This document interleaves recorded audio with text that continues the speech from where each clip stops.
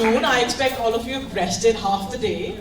And your energy is what is needed in the front. The front 3 rows, my VIP guests today, who you've come with great love to listen to, they feed off of your energy. So come on, parents.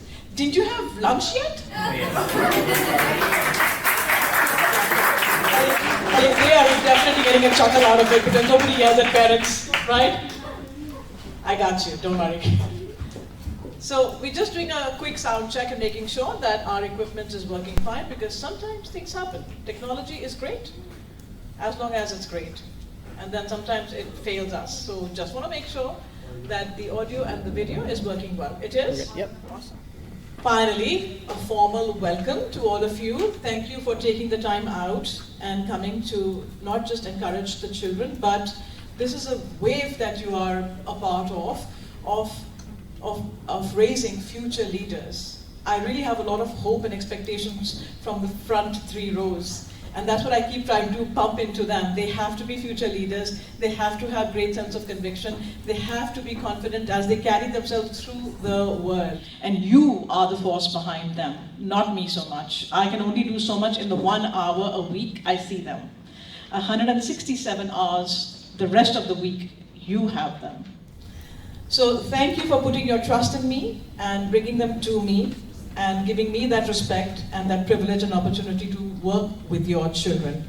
They are a delight to work with. And this is OATS UNCUT, very fancy word, OATS, because we are all very health conscious. However, it's Orator Academy Talks. Uncut because we have a podcast by the name of OATS UNCUT, exclamation, because we like to bring conversations which are unscripted, unprepared, unrehearsed, and raw, organic, candid conversations. There are fumbles along the way, there are stumbles along the way, there are mispronunciations along the way, because once in a while it will happen to all of us. But as long as we bring ourselves, our organic selves, because communication is about good speaking, but it's also about the way you carry yourself through life. How you deal with an error, how you deal with a mistake is also a part of you being a confident person. So that's what we are trying to embody and personify in our classes and our gatherings. So welcome to Orator Academy Talks Uncut, live event. It's a pleasure to see your faces also today, because I don't get to see you. They come with great joy and they leave me with great joy too sometimes. But without further ado, let's get this party started. I would like to invite our first presenter, and to bring in the first presenter, I have delegated my task to the students. They are the MCs today. I don't want to keep doing this. I am getting old. I need to sit down occasionally. So it's public speaking and communication. Why do I need to do this? This is something they can handle. So with that, let's bring in the first MC. Sanvi Jain.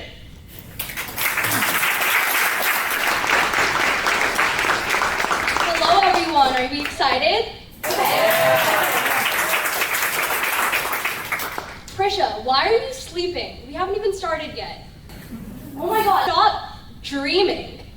Alright, let's welcome Ava Azizi to the stage.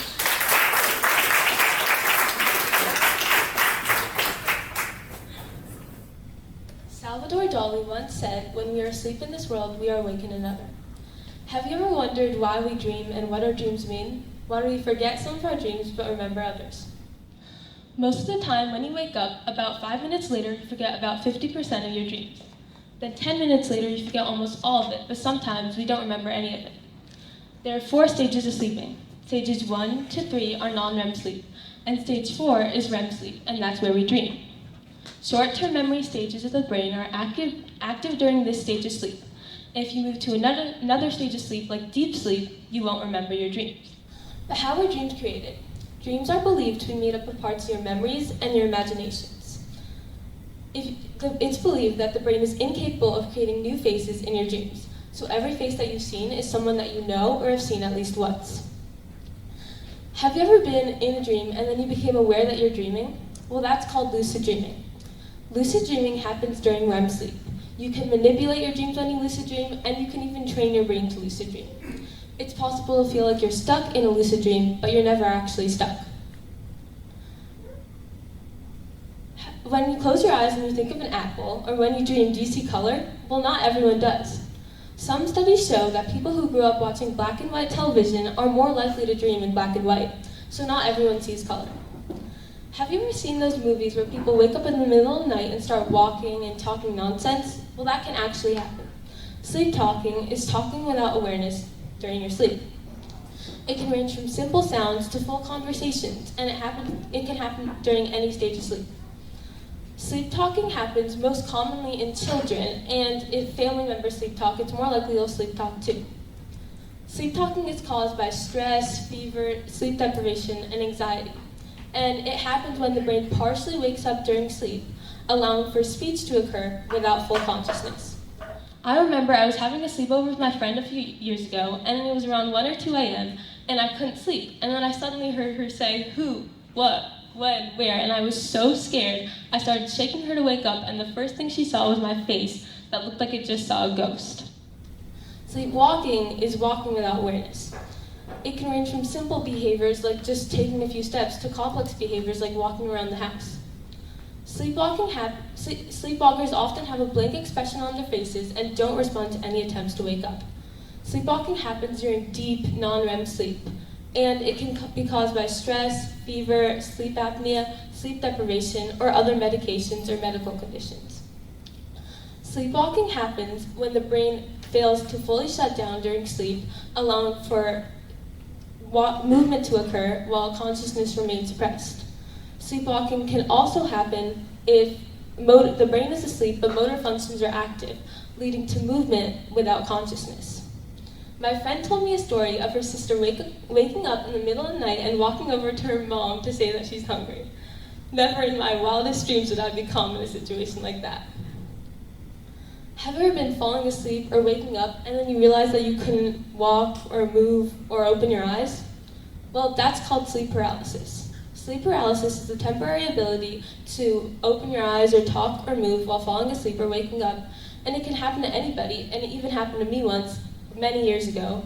I was really young and I was trying to fall asleep, and then I realized that I couldn't open my eyes and I couldn't talk, so I started tapping on the side of my bed to wake myself up. But why do we dream? Dreams help us process emotions, consolidate memories, and prepare the brain for future threats or problems in the future. Dreams can also help us organize memories, like in the movie Inside Out, when the workers in Riley's brain are transferring her short-term memories into long-term storage and choosing which ones to make her forget. Dreams can also help get the brain rid of information that's not needed, or it could reflect unconscious wants, thoughts, or anxieties, like a window to the subconscious mind. Dreams might also be a form of cognitive simulation, so the brain could explore and problem solve in different situations. There are many theories as to why we dream, but scientists are still not 100% sure. What are some signs of dreams? Signs of dreams can be symbolic events or recurring themes that might reflect emotions, experiences, or can be a glimpse into the subconscious mind. Dreams about falling could reflect fears that your life is out of control, and they're linked with feelings of anxiety, helplessness, and inadequacy. Being chased could reflect fears of anxiety or feeling threatened. Flying could show feelings of accomplishment and confidence. And teeth falling out could reflect fears of being unattractive or aging. You might be wondering what the subconscious mind is. The subconscious mind is the part of our brain that works below the level of conscious awareness. The subconscious mind drives behaviors like blinking, breathing, and driving, and it creates and maintains habits. The subconscious mind also stores our emotions, behaviors, and emotions, which influences our actions, reactions, and thoughts without direct control. Scientists and many other people are still trying to understand why we dream, and scientists and many other people are still trying to understand dreams and why we dream, but there are still many mysteries that might stay unsolved.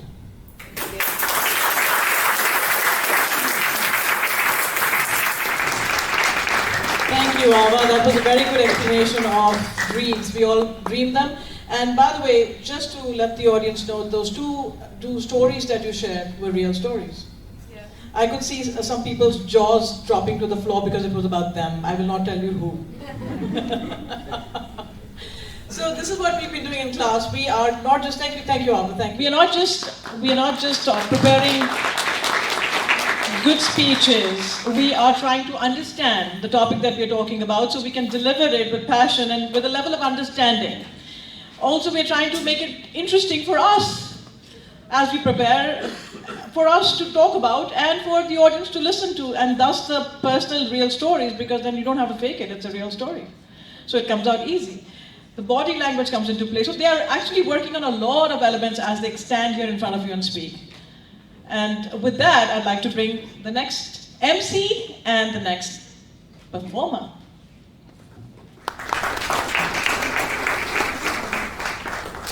So, if aliens landed today, I'd probably welcome them with open arms, but also ask them if their planet has cheaper pizza. Now, aliens could be our greatest allies, but also our worst nightmares. To provide us with more much-needed insight on that topic is Arash Dawadia on the topic of aliens.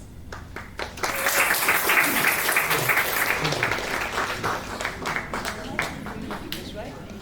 You want to stand on the chair? Stand on the chair? Oh, no. All right, Alice, take it away. What would I do if I were an alien? If I were an alien, I would fly in my flying saucer. In my flying saucer, I would fly to planet Earth and I would bring other people to my planet so they will know my technology and they will get my technology and they will know that they want to tell my technology to other people, but they would also want to tell their technology to me. So I can do more on my planet with my alien friends and more and more and more. So then, aliens are very intelligent. They can fly everywhere. They can push their planet. They are very hungry. And they can go beyond the universe. And they can fly in their flying saucers with no energy. And they can sleep with their flying saucers. The flying saucers can crash. And the second when they crash, they'll go back together. And then they can go really fast and they can explore new things. Those new things will be things that people don't know about and don't know that they exist. Then they will send it to NASA or the European Space Agency or anything else. So then NASA will know more and more until they can't know anymore because outer space is too big. But maybe they can just keep learning and learning and learning and learning and learning and learning. And then aliens will do more of that until they get tired of it and more aliens will come to the planet. And then I would bring them to my planet and we will swap planets. And then they will push their planet closer to mine. So if a spaceship goes a different way, instead of going to the moon, they will land on a different moon, which Earth will have, the alien planet, and they will get light and new things. Scientists still don't know if aliens exist. Aliens might exist, you might see flying saucers, and the question is, what is driving it? What is driving it? It could be the alien. They show that in any kind of movie, the alien will be driving it. So, keep a good eye out for flying saucers or any signs that you've never seen which might look like a flying saucer.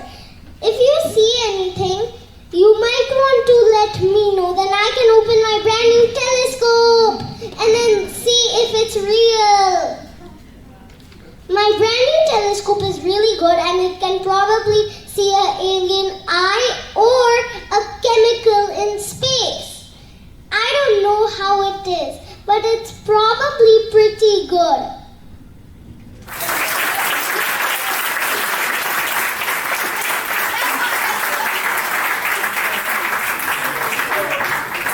Well, it's also about dressing up, you see, and please learn. Make some new notes. This guy is exactly telling you how you need to show up when you show up at an important place. Thank you, Arush. I'm very, very proud of you. And by the way, that was a new iteration of the speech. Every time we practice, it was a new version because he never had a single sheet of paper in his hand. It was a new version every time, but it was gripping every time. So who am I to complain?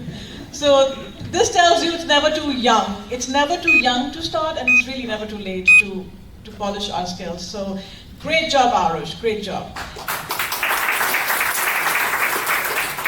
And I know I sent a message to everybody saying no videotaping allowed because we have David who's filming this very professionally for us because we can't trust the way, he'll do a much better job than we can. And also many students had expressed this little apprehension and discomfort by having parents coming around and standing in different corners and videotaping them. They were not very comfortable with that, so I wanted to eliminate that. They're not ready for paparazzi yet, but they will be eventually, I promise. And I want them to be in that time and that era where they have paparazzi asking for a picture of them. Why not? Also, what I had observed in my past experiences is that sometimes if the parent came and stood on the side to videotape their child, the child turned and spoke like this. And that was not the purpose of this whole event. So I eliminated all of this, and now we have one camera which is recording everything. If you can take a picture from where you are, fine, but no getting up and walking over anywhere out of your seat. And just a quick housekeeping, there's water, there's cookies in the bag. If you do take something, it has to be completely done as soundlessly as possible because we don't want to create any disturbance for our stars today. I thank you for your understanding. All right, so next up, Anika. Anika, will you come and introduce the next speaker, please?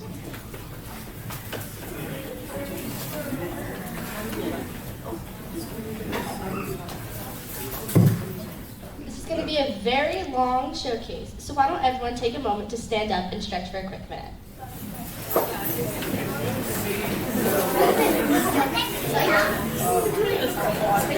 Wonderful. Can everyone sit down? I hope that felt well. As the next speaker, Aroki, will be talking about the benefits of yoga.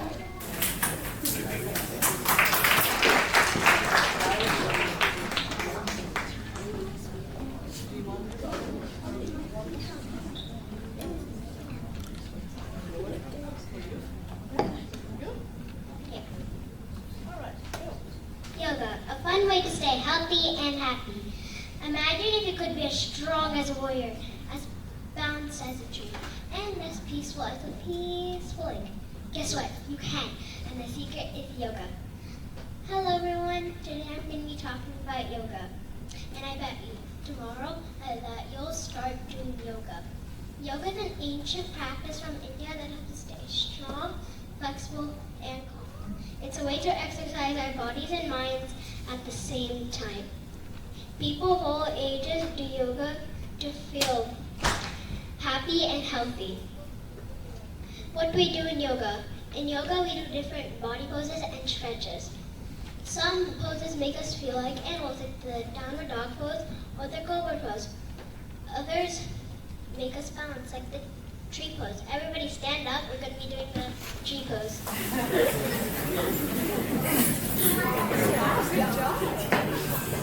First step, you put your hands together like this. Next, you try to lift up your leg to where your knee is. If you fall over, maybe that's another. You may sit back down now. Why is yoga important? Yoga is important because it helps you focus and do better in school. It helps you with your balance, and it also helps with your flexibility. And another one is because it helps with your body and mind focus. How can kids do yoga? Yoga's fun and easy. You can do it at home, at school, or in a park. Just find a quiet place, sit down, and start with simple stretches from anywhere.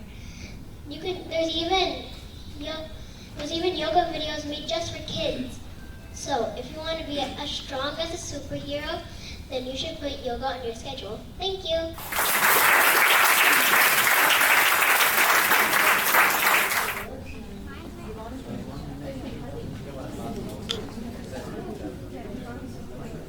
May I have Yvonne here, please?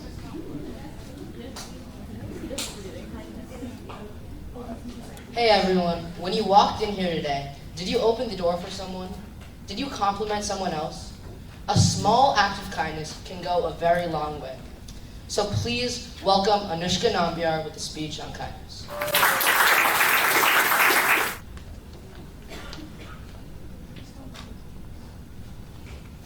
Look at this world. So many great accomplishments. So many recent explorations and new inventions.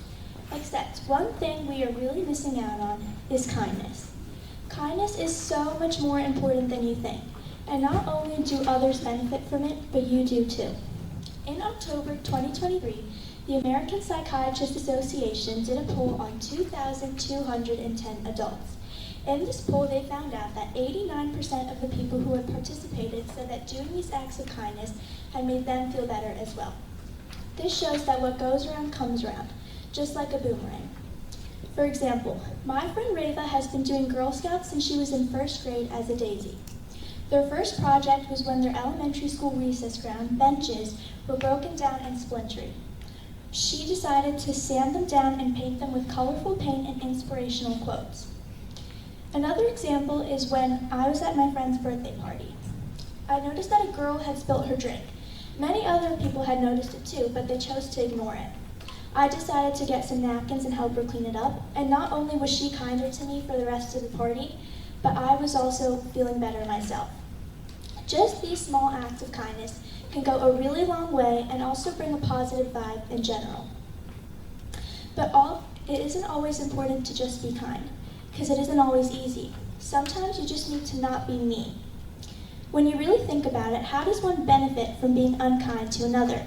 It might make you look cool or popular in the moment, but later in life, you will just regret it.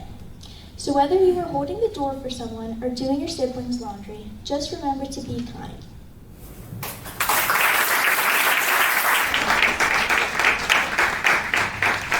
Thank you, Anushka. It's a very good reminder. We often forget and we take it for granted. Yep, how many times have I done this, and then yet you realize that you can't be too close to the speaker. It's all a process. Lots of loose ends to tie here. So I'd like to invite Anya again to call in the next speaker, please, Anya.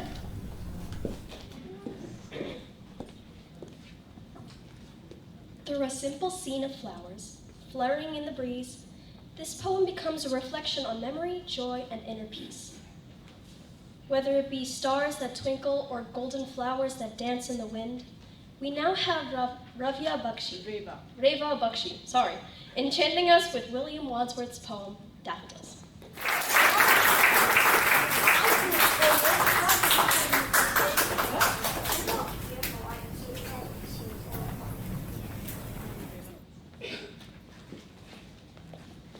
Imagine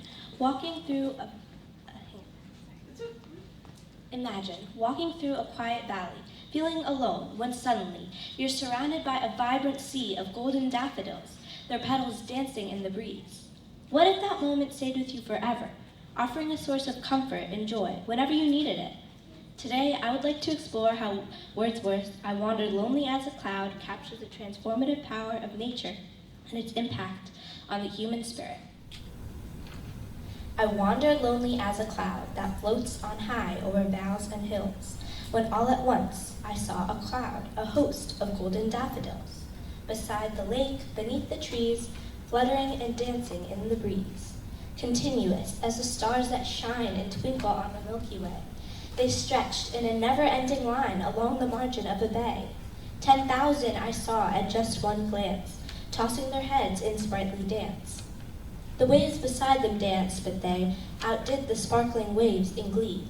A poet could not be there in such a Johnson company. I gazed and gazed, but little thought what wealth the show to me had brought. For oft, when on my couch I lie, in vacant or in pensive mood, they flash upon that inward eye which is the bliss of solitude. And then my heart with pleasure fills, and dances with the daffodils. During this poem, the poet begins feeling lonely, like a cloud floating by itself. While walking, they suddenly see a large group of golden daffodils by a lake, dancing in the breeze. The sight of the flowers makes the poet feel happy. And later, when they're back at home, feeling sad, the memory of them is strong enough to come back and bring them happiness again.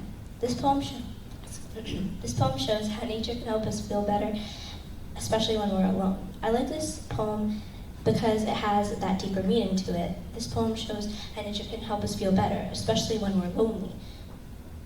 During this poem, the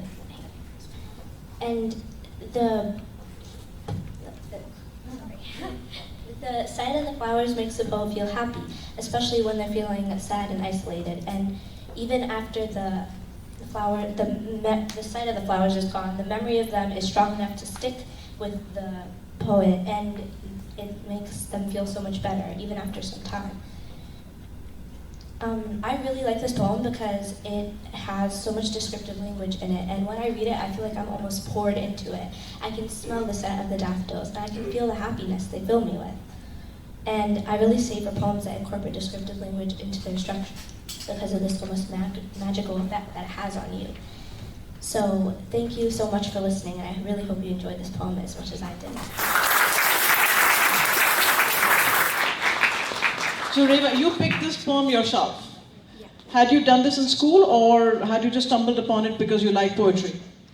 I like poetry, but not that much, but I especially like this poem, so I decided to put that on it. So It's a beautiful poem, so thank you for bringing it to us. And the deal was that they could pick their own topic. Because when they pick their own topic to talk about, then we end up learning so much more.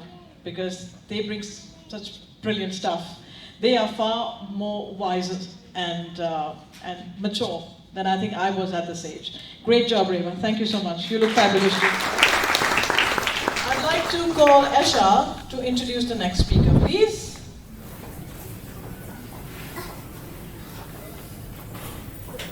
Next we have Sanvi Jain.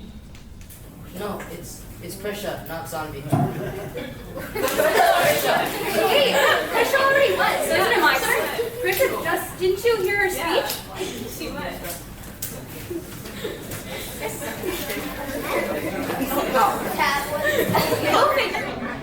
So, what are you talking about, Prisha? I'm talking about the Mandela effect. So the deal was, the skit that was prepared, let's just tell you anyways, that Esha would come and say, next up is Sanvi Jain, and then people would say, no, but Sanvi, isn't it Prisha here? So then she would say, but didn't Prisha go already? So when you think something's already happened, that's what she's going to talk about. Prisha. Sorry, Esha. What if I told you everything you knew about your childhood was a lie? There's a strange phenomenon happening around all of us, one that makes people question reality itself. It's called the Mandela effect, and by the end of this speech, I might just convince you that we're living in an alternate universe. The Mandela effect is when large groups of people share the same false memory. One pretty cool example of this is Britney Spears. According to Good Housekeeping, many can distinctly remember Britney wearing a microphone headset in the video, Oops, I Did It Again. Her doll was even sold with one. However, after rewatching it, it is clear that she never wore it in the video. Most people remember a certain thing happening, even though it didn't, and this is an example of the Mandela effect. But if anything, what is the Mandela effect? The Mandela effect is when large groups of people collectively misremember facts, events, or details. This happens in large groups, which means it's not only one person's problem. Wilma Bainbridge, an assistant professor in the University of Chicago's Department of Psychology, says, "It's really growing in popularity on sites like Reddit and TikTok. And while for some, it's sort of a fun little game that they might play, I realize it's actually a very interesting effect on human memory that hasn't been studied experimentally before." This is the reality of the Mandela effect and how it affects us in our daily life. A few well-known examples of the Mandela effect are Fruit Loops. Most people remember the cereal being spelled F-R-U-I-T, loops, but it's actually spelled F-R-O-O-T, Loot, with 2 O's. The Monopoly Man. Most people swear that the Monopoly Man had a monocle, but he never did. He's always been monocle-free. Kit Kat. Many people think that the Kit Kat logo has a hyphen in between the kit and the cat, but it's always just been one word. And finally, from Star Wars, Episode 5, Darth Vader utters the famous line, "Luke, I am your father." You might be surprised to hear that it was actually, "No, I am your father." This shows how the Mandela effect comes in our everyday life, and it's crazy that so many people remember the same things wrong. Okay, now it's time for a story. This is something that your generation might be too old for, so stay with me. All of us know who Pikachu is, correct? When I was in 4th grade, there was still that obsession over the Pokemon cards. I wasn't that loud of a kid that time, but I remember arguing for a whole day on if Pikachu had a black tip on his tail or not. The argument went somewhat like this. He does have a black tip on his tail. No, he does not, look. The kid showed me his computer, and it turns out that he didn't. Discussion closed. Now he does. I obviously argued that Pikachu did have a black tip on his tail. And this proves the whole reason why I'm wearing glasses. I probably assumed that the tip of the tail was black because of the tips of the ears were black. Now, have you ever wondered if there was more than one version of reality? The parallel universe theory says that there are multiple versions of reality. Imagine a world almost exactly like ours, but with tiny differences, like a different spelling of a book title or a slight change in history. Some people believe that the Mandela effect occurs when we accidentally switch between these universes, carrying memories from one universe to another. For example, maybe in one universe, Nelson Mandela did die in the 1980s, but in this one, he actually died in 2013. Sounds wild, right? But let's explore why some of these ideas could be possible. Some ideas in quantum physics, the study of tiny particles, show how parallel universes could be possible. Some people believe that parallel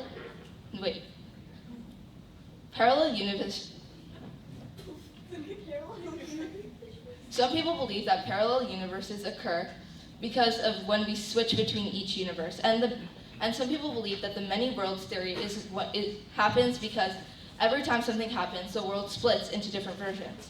For example, maybe in one universe, we flip a coin and it lands on heads, but in the other, it lands on tails. Some people believe that the Mandela effect occurs when memories from one universe to another may leak into another, causing Mandela effect. Some scientists believe that the Mandela effect doesn't occur because of parallel universes, but instead because of how our brains store memories. Our brains don't record things like a camera. Instead, they rebuild memories every time we remember them, and sometimes mistakes happen. Some things that could cause memory errors include false memories, which is when our brains fill in the blanks with what makes sense, the influence of others, which is when the people around us believe a certain thing, we start to believe it too, and finally, hearing the same thing over and over again will make our brains believe that it's true. Whether it's an argument about Pokemon or a famous movie line, it's a fascinating look on how our brains can trick us. And who knows, maybe we are slipping between realities. Next time you notice something seems off, ask yourself, did reality change or did I? Thank you.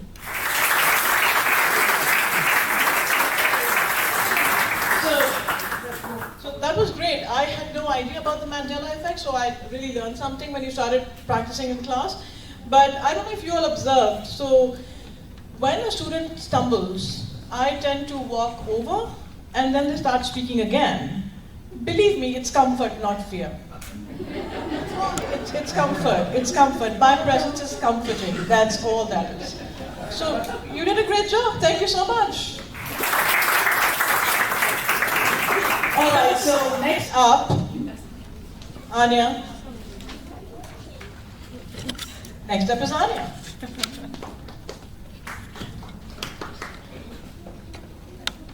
Understanding oneself is like building furniture, but without the instructions. It's confusing, a bit frustrating, but deeply rewarding. We spend our whole lives trying to figure out who we are, only to keep changing. And maybe that's the best part. We're never finished, and that means there's always room to grow.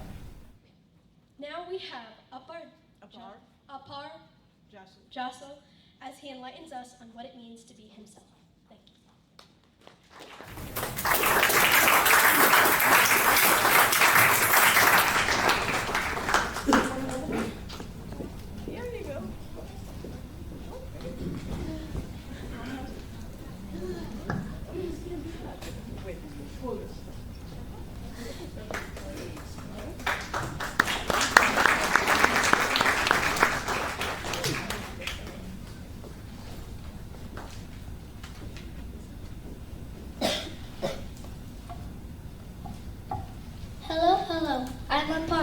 Did you know I have a scar? This is a story I got to tell. With the pencil down I fell. Don't worry, all is well. I'm 9 years old. I like summer and also cold. There's so much fun in rain and puddles, but the warmest thing is my mom's cuddles.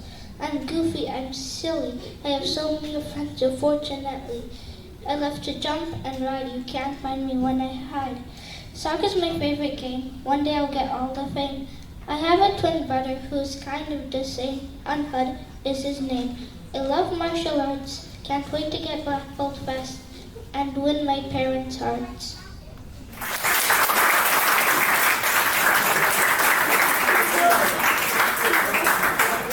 With or without the black belt, you have won your parents' hearts and ours too.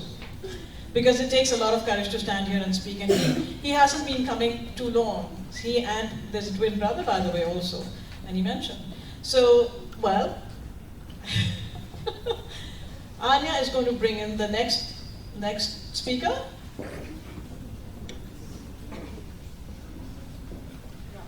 If I got 3 wishes from a genie, I would use my first wish to get Taco Bell, second one to take a nap, and third one to wish for many more wishes. I've also heard from many people that be careful what you wish for, so I should probably have a lawyer present, but I'm okay with it.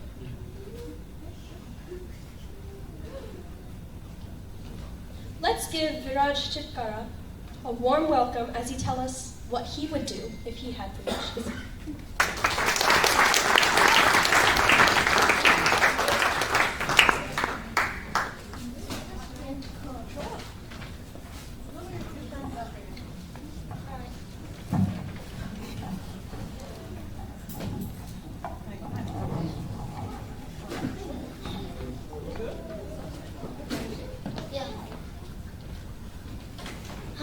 Good afternoon. Recently, I was wondering if a genie grants me 3 wishes, what would they be? They would be, oh no, I forgot a wish. Maybe one of my wishes should be to never forget. Well, my second wish would be turning into any character I want, and my third wish would be the ability to time travel. Would you like to know why I chose these wishes? Let me tell you anyways. So, I will start with the wishes that I still remember, so that I don't forget. The reasons for turning into any character I want are, I could have tons of stellar superpowers. Imagine becoming Sonic and dashing at the speed of light. I could always win hide and seek by becoming a bird or a tree. You never know, people could pay me to help them hide, and I could become the Guinness World Records richest kid ever. It's not that I'm greedy, but having your name in a worldwide book would be super awesome. I would donate some or most of the money to charity though. Also, I could confuse people who are bullying me by turning into a random character. That's one way to get the bullies out of your face. Also, to add on, if I was embarrassed, I could turn into a random character and hide my emotions. And if I wanted to prank people over the top on April Fools, then I could become a random character. The reasons for time travel are, I could go back in time and witness some of the greatest sports victories, like the 1983 India Cricket World Cup win, or the 2015 Golden State Warriors NBA win. I could go to the future and see robots, flying cars, and other gizmos. Maybe even watch the Robot Olympics. Imagine seeing a robot dunk. And I could go to the past and skip every history lesson by becoming a random character. Just kidding. What does that even have to do with this? I could skip every history lesson by going back in time. But hold up. Even though time travel has infinite possibilities, I would not go close to a dangerous time or era. The reasons for never forgetting, since, well, I forgot a wish earlier, are I could never fail or have to memorize on stage. Imagine just reading out a speech that you have to deliver and then chilling back on the day of the speech. Just playing outside. Also, if I could never forget, then I could read the Lego manual first and never have to look at the Lego manual again. Maybe even add an extra piece in or make it look fancy because I remember all the steps. Also, and my last reason for never forgetting is if I never forgot, then I could remember how people play a sport and then always beat them since I know their strategies. But if they change their strategy, I'll just remember that strategy again and again and again and again. Well, hopefully you enjoyed the ride to my 3 wishes. That's all about them. If you have a similar wish on your wish list, let me know. Thank you.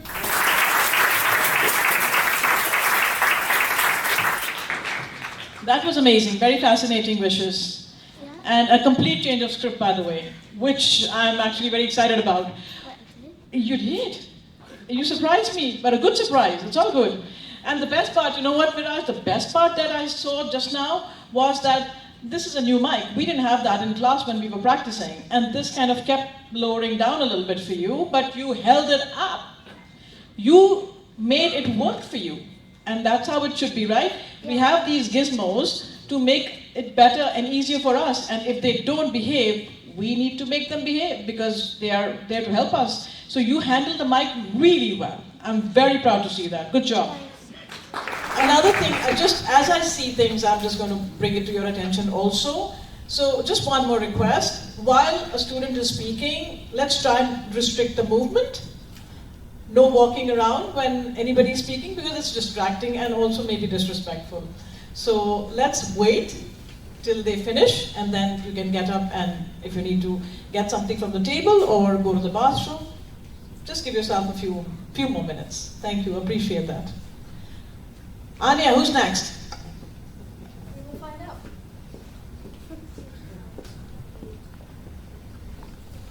It's time to stop and smell the flowers. Unless you're like me, and extremely allergic.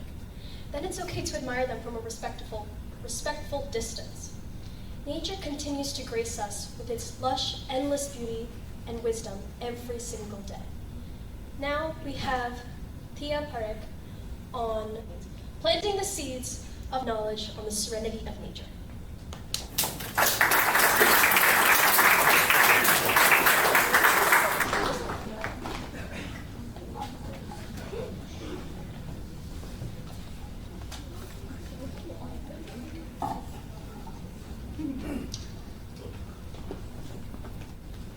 Hi, my name is Thea, and today we're going to be learning about nature. What is nature? Nature is everything. It has trees, flowers, animals, birds, rivers, and mountains, and the sky.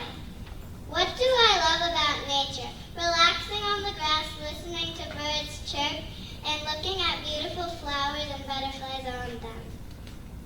Why is nature important? Trees give us oxygen to breathe, and flowers and shade to rest. Flowers make the world look beautiful and they smell very nice. Animals and birds. Animals and birds are part of nature too. They live in forests, waters, and close to our house. Why is rain important? Rain is important because plants can grow and we also get water. How can we take care of nature? Well, instead of cutting down trees, we can plant them. And instead of wasting water, we can use it when we need. And instead of throwing garbage, we can throw it in the garbage instead of throwing it on the floor. Thank you for listening.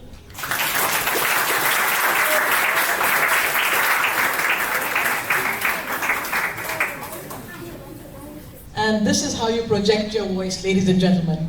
You may be a tiny little person as long as you have a big voice and make the world pause and look for where the voice is coming from. And especially when it comes in a beautiful pink dress. It's a sight for sore eyes. Great job, Thea. Great job.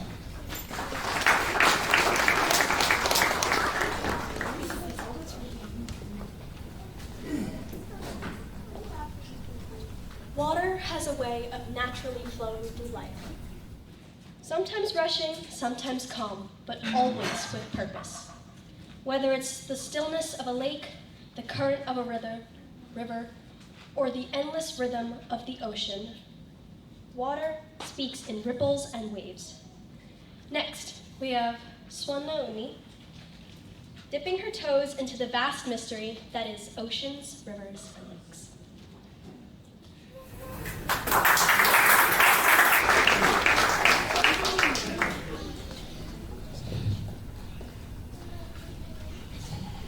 Good afternoon, everybody. My name is Swana. Today we'll be talking about oceans, rivers, and lakes.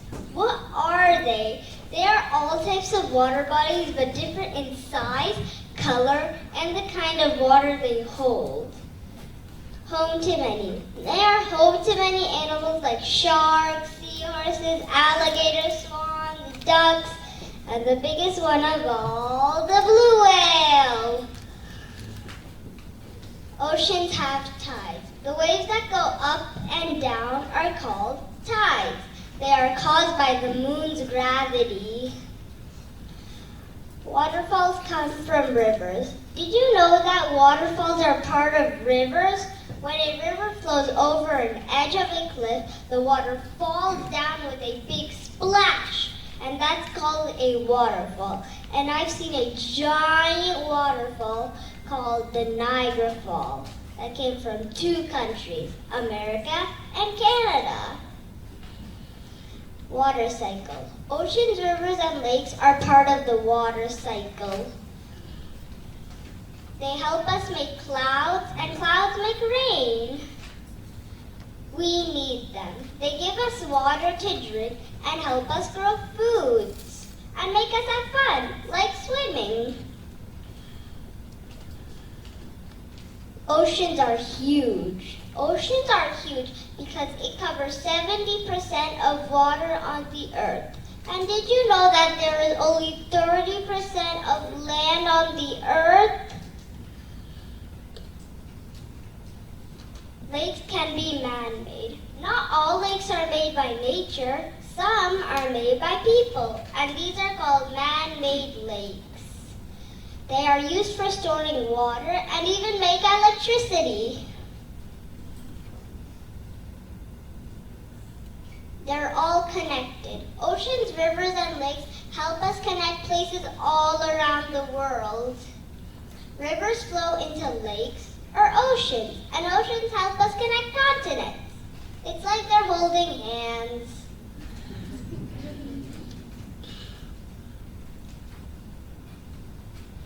People can travel between them with ships and boats. Let's save our oceans, rivers, and lakes. Pollution makes our water dirty and unsafe. People could get sick if the water is not clean. Water is life. We all need it. People, animals, plants. So let's all keep a promise to protect our oceans, rivers, and lakes so they stay clean for many, many years to come. Thank you. Again, that was her own pick. She loved the title and she loved to work on it. And she joined for practice session from the car while she was in Florida, going to the beach with her cousins. I mean, nothing can top that really. In the car, on the go, and still joining class. That was phenomenal, Swana. That was brilliant. Thank you. So she talked about some lakes are natural and some lakes are man-made. when we had that practice and she said that in class, one little man had a problem with it. Why is it man-made? It could be woman-made. So we're on the right path. I didn't say that to them. He came up with it himself. So whatever the mom's feeding him, keep feeding him that. And I will keep reinforcing that in my class. All right, so let's have that young man come and share what he has to talk about. Homework should be optional. Homework, the souvenir from school that absolutely no one has ever asked for. If school is the main course, then homework is the leftovers that nobody wants. Now, we have Elijah Nevin on a topic that should be implemented immediately, preferably tomorrow, on why homework should be optional. I changed my mind, so today I'm going to be talking about Beyblades.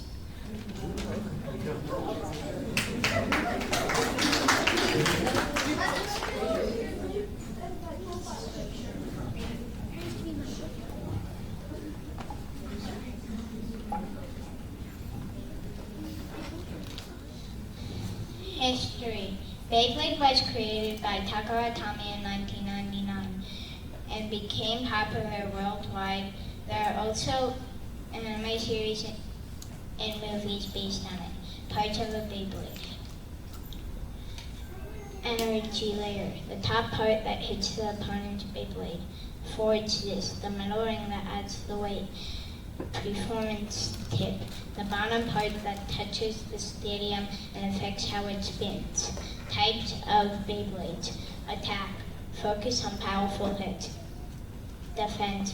Designed to withstand attacks. Stamina. Spin for a long time. Balance.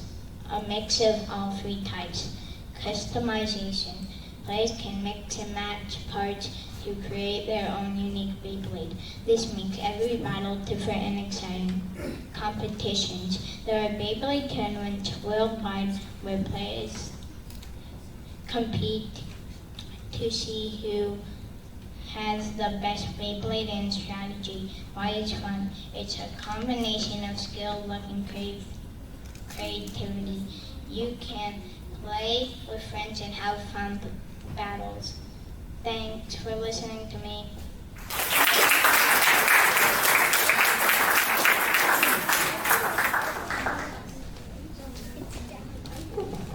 Yep, the error was on our end, by the way, because he did change his topic and we just had the same old one.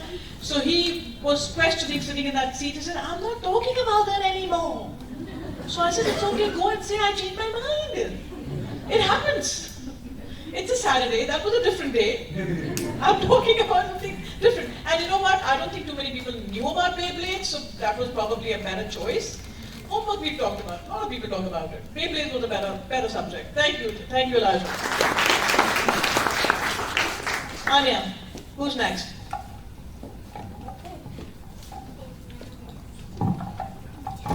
All right, now it's time to conduct ourselves properly, because now we're dealing with some seriously charged information. We're about to light things up with this shocking topic that may just blow your fuse. Now we have Devyam Kambati sparking our interest on the topic of electricity.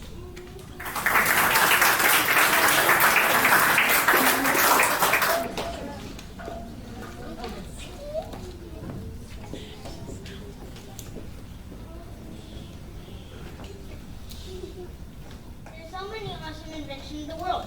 Some people might say paper is the best because we can write and draw on it. Others might say computers or robots are the coolest. But if you ask me, I think electricity is the best. Electricity is super important. We use it every single day, even if we don't always think about it. When you turn on the lights, that's electricity. When you brush your teeth with an electric toothbrush or watch cartoons on your TV, that's electricity too. You even need electricity to charge your phone or iPad. And guess what? If you're going as kids on your phone, that's electricity helping you. Even the people who drive Teslas need it. Without electricity, their cars wouldn't go anywhere. Can you imagine the world with no electricity? No video games, no YouTube, no movies, no air conditioning on hot days, and no heat when it's cold? That would be really hard. You wouldn't even be able to turn on the lights to read a book at night. That sounds super boring, right? That's why I think electricity is the most important invention ever. It helps us do so many things and makes life better and easier. So let's all say thank you to Thomas Edison and Benjamin Franklin for helping us have electricity. But they didn't discover electricity. However, they did find a way to use it by understanding it. Benjamin Franklin's famous kite experiment showed how we can use electricity, and Thomas Edison found the way that Benjamin Franklin did it and created the light bulb. They were really smart and made the world a brighter place, literally.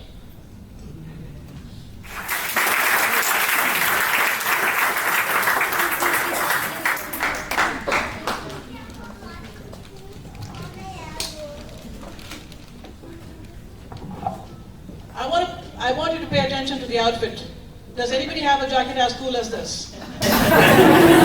Please make some fashion notes as well. You look really handsome, Devian. Was this your pick or mom said wear this? I didn't know I had this jacket until my mom told me. Thank God for moms. They know so much more. I don't know how they remembered all this information, right? Is she the coolest? I don't know. Okay, so another lesson to be learned. Devian, it's better that you learn early in life. Questions like this when somebody says, is mom the coolest? Is the sister the coolest? Is your girlfriend the coolest? Whenever, I know. Right now he's making that face like, what? The answer is yes. Right? Mom's the coolest? Maybe. Mom's the coolest. And you also have the coolest sister, by the way. I know that for sure. That's what you know. Oh, that's a very good segue. All right, thank you. You did a great job. You seem to be in a rush, but you did a great job. Thank you, Devian. Thank you. Come on. You know better. All right, so I'd like to invite Prisha to introduce the next speaker. Prisha?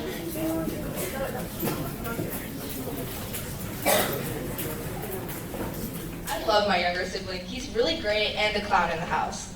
You can never get bored. Next up, we have Vanya talking about her older sibling. I bet it's going to be really heartfelt.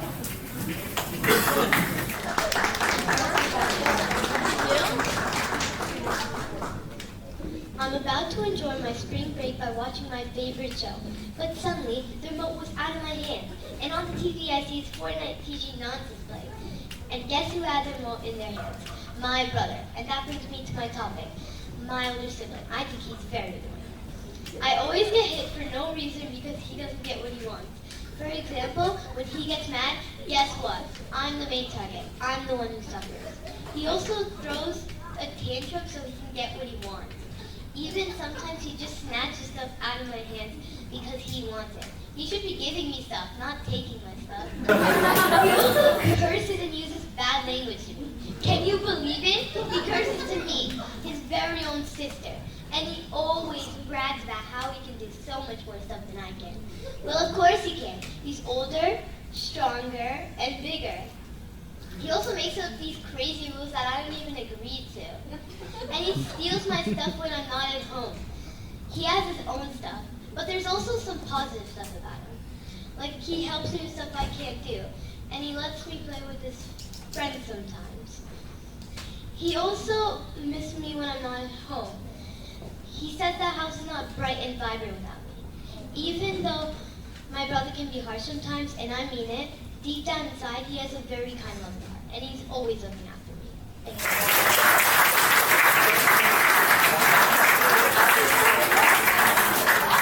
Thank you, Vanya. Now, we are just curious, why did you want to talk about your older sibling? You said some not so nice things, but you really talked about him. That he became your subject, so you made him very special today. In a different way, but why did you want to talk about him?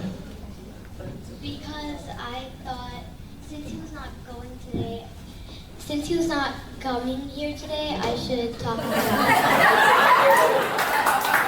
I think it may have been the other way around. I think he found out what you were going to talk about and he decided to skip this. Anyhow, a little story about Vanya, by the way. I must tell, because it's so much entertainment in the classes. So, Vanya, as you see, has tied her hair in a ponytail. It's off her face, right? Sorry for touching it. I have to be very careful. In one class, I had probably washed my hair that day and I thought my hair was looking gorgeous. So I left it open. The class is going on and then suddenly I'm speaking and Vanya is aggressively raising her arm. I'm not even finished speaking. So I look at her and I said, I'm coming to you, I'm coming to you. The moment I stopped speaking and I said, yes, Vanya, Miss Vinita, you always tell us to keep our hair off our faces, but I have noticed that you have run your fingers through your hair 3 times already. Don't you think you should be tying your hair? So luckily I had a scrunchie on my wrist like most mothers do, and I said, point taken and abided by. So yes, I was just super excited that she paid attention to what I said. It's a win-win for me. I really don't mind being corrected. So that was awesome. Do you remember when you did that to me? Yes, I do. Did you do that on purpose? Maybe. I am just glad I'm not the older sibling. Thank you, Vanya. And hope you feel better soon.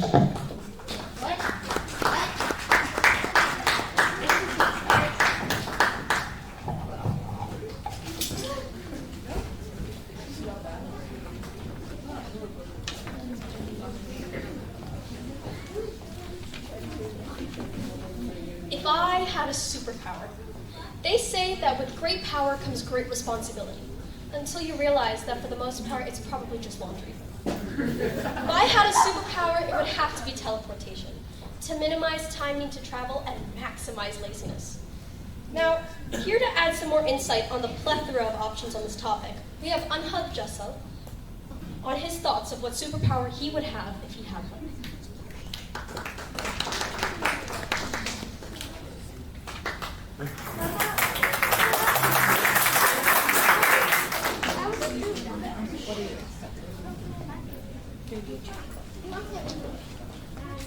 So again, we like to trick people.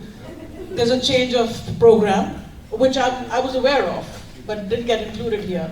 And instead of the same old, if I had a superpower, I mean, how many people have thought about it and talked about it? We're talking about something more fun. So, which is, when he went snorkeling with the manta rays, I had no idea what a manta ray was. So, let's listen to him, let's listen to Anhad and see what he has to say.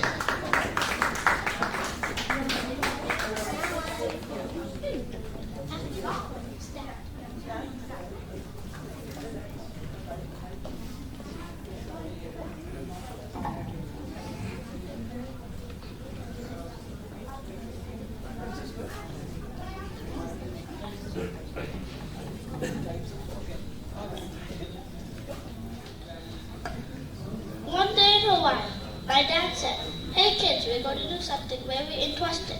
I started wondering, what could it be? Would it be exciting, fun, or educational? And then he revealed, it's snorkeling with manta rays.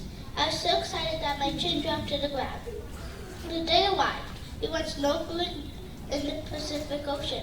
Do you know, guys, you can only do this in Big Island. Every other place failed to do this activity. So my family sat on the boat and wore our gear. Our guide gave us instructions. Later, he wanted the water to put manta ray food on land so they can get attracted to it. Honestly, my mom was a bit scared, but when it was my turn, I jumped right off the boat and started swimming to the platform. I can't wait to see this creature, wondering how it will look like in real life. We waited for a while at the platform for manta rays, and then finally so much of them came and swallowed chunks of food, and one of them came so close to my head. It was the best moment. Let me tell you, the manta rays might look like an alien, and it was humongous. For about an hour, I enjoyed looking at manta rays, eating and doing flips. But then I started to feel cold and headed towards the boat and had my snacks. When it was over, my dad asked, "How did you like it?" And I replied, "I want to do this again."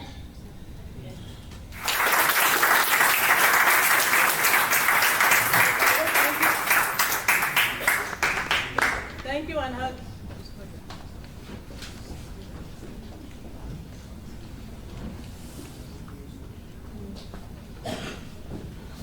Thank you, Anhad. The mic is not working, right? No. Anya, can I have the mic? Thank you, Anhad. So we are very thankful to our local leaders who are here today. Thank you, Councillor Viera, Councillor Victoria. You know, when you show up at events like this, the children get even more fired up. So your energy, again, is what they perceive, because someday they will be leaders too. So thank you for your inspiration. We've kept some seats empty in front if you'd like to sit down, or if you just want to watch from special row at the back, you're welcome to. Oh, I see why. I see why. All right, so 1 second.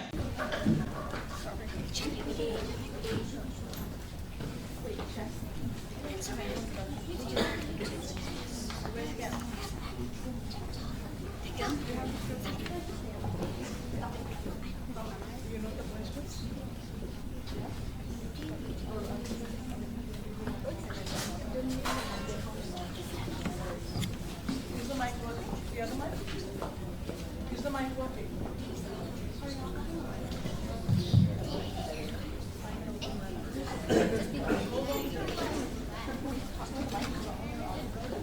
You just speak like that? No, wait.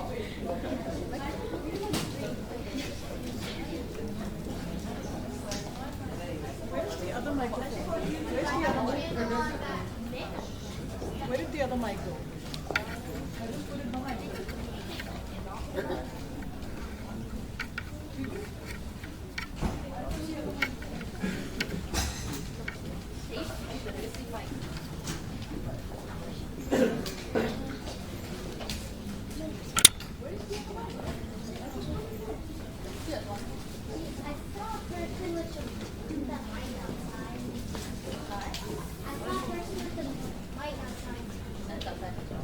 We are missing a mic. I just put it. This is mysterious.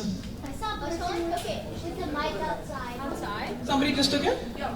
Probably that's why. Yeah, because I just put it behind me and I'm thinking, where did it disappear? This is mysterious. So bear with us 1 second, please. Let me get at least one more mic so you guys can share.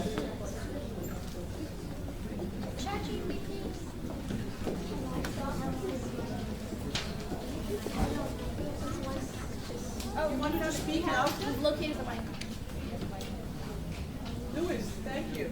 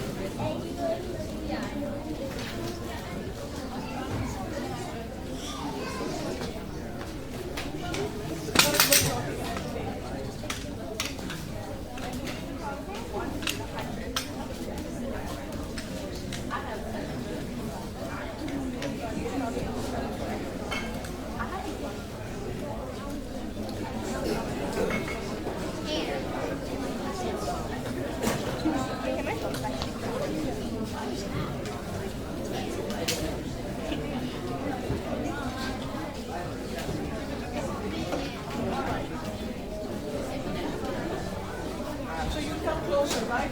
Just come closer so that the camera can catch you all, right? Just stay, scooch in. Yeah, that's okay, that's fine. Come here later.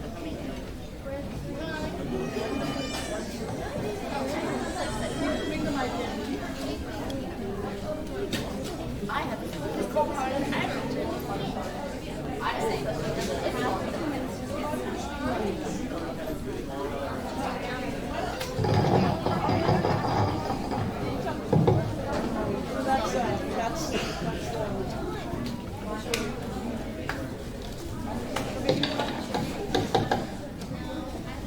I'm so glad that this is happening while the councilmen are here. Because this is a township property and township property is being used.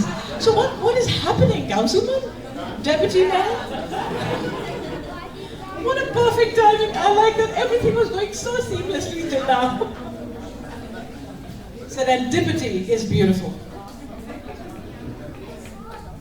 And I'm glad that Lewis, the custodian, is on site, so at least we know we are in good hands. But I think one of you should speak.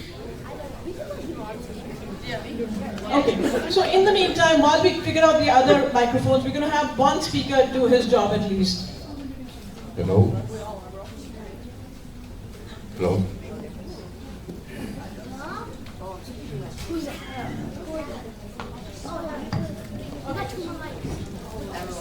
Okay. Hello? Never mind. Go back. You and one for your mom. Okay, then you can share and then you or share.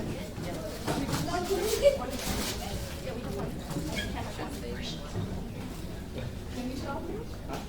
Yeah, okay. Let's do this. All right, please. What are we doing?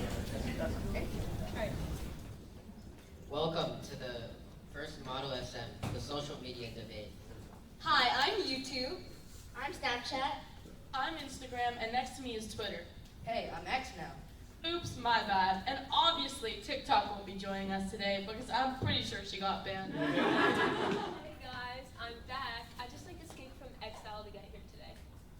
Is this legal? It's okay, I missed her. Who's that? Hey there, I'm ChatGPT, your friendly AI assistant powered by OpenAI. I can help with all sorts of things, writing, brainstorming, solving problems, or just chatting.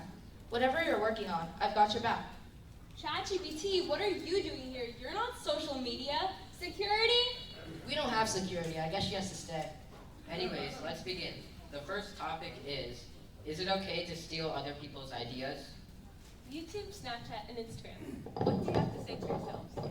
You stole my idea for short videos and just called them other things like Reels, Spotlight, and Shorts. I stole nothing.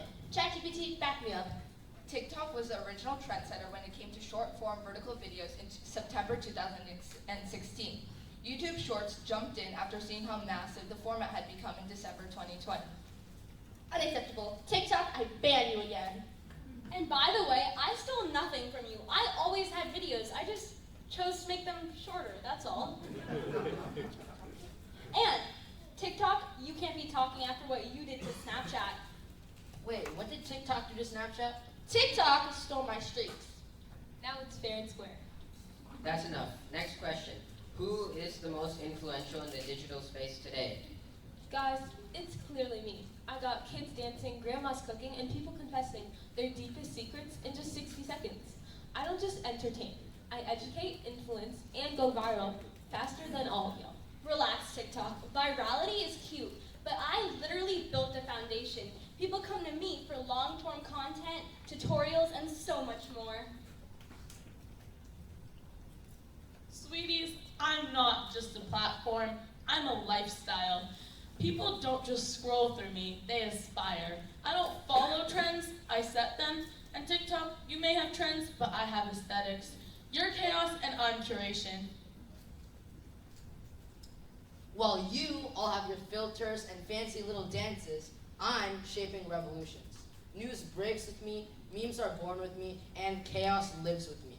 I may be a little messy, but hey, freedom of expression.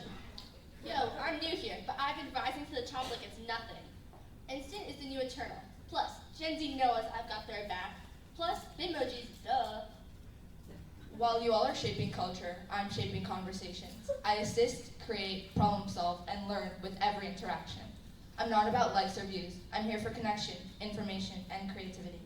Oh please, you're an AI. You're helpful, sure, but you're not exactly going viral for a thirst trap or a dance challenge. And now everyone thinks they're born leaders because they asked ChatGPT to write them a thread on productivity. It's the captions for me. Every basic caption's like, chasing the sun, losing myself to the stars, Finding peace in pixels. Like, girl, be so for real. What happened to originality? But I mean, I've seen ChatGPT write entire video scripts for my creators. So, I mean, she's kind of like the silent partner behind the screen. Yo, I've certainly been using ChatGPT in my house. My Snapchat AI is going crazy. All right. Clearly, each of you has a unique role in the digital ecosystem.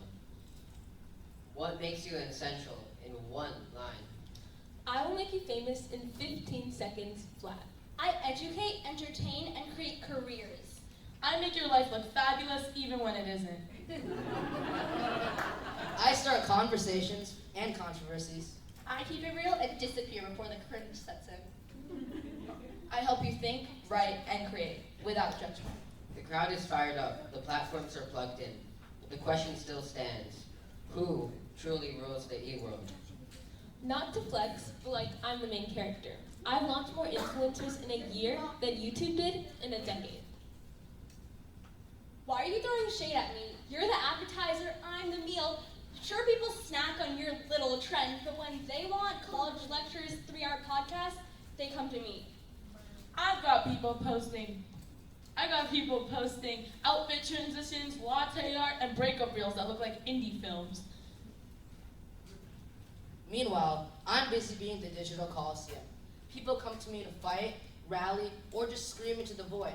I'm unpredictable, unfiltered, and let's be real, addictive. All that noise. I'm the place people go when they want to ghost the algorithm. No likes, no pressure, just vibes, besties, and a snap streak that's older than most of your trends. I'm the ghostwriter behind your. I'm the ghostwriter behind your scripts. I'm the ghostwriter behind your tweets. The scriptwriter behind your reels. I'm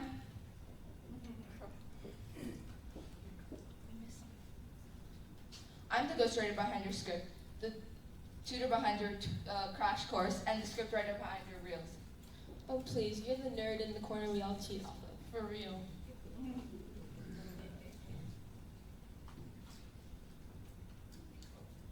All right.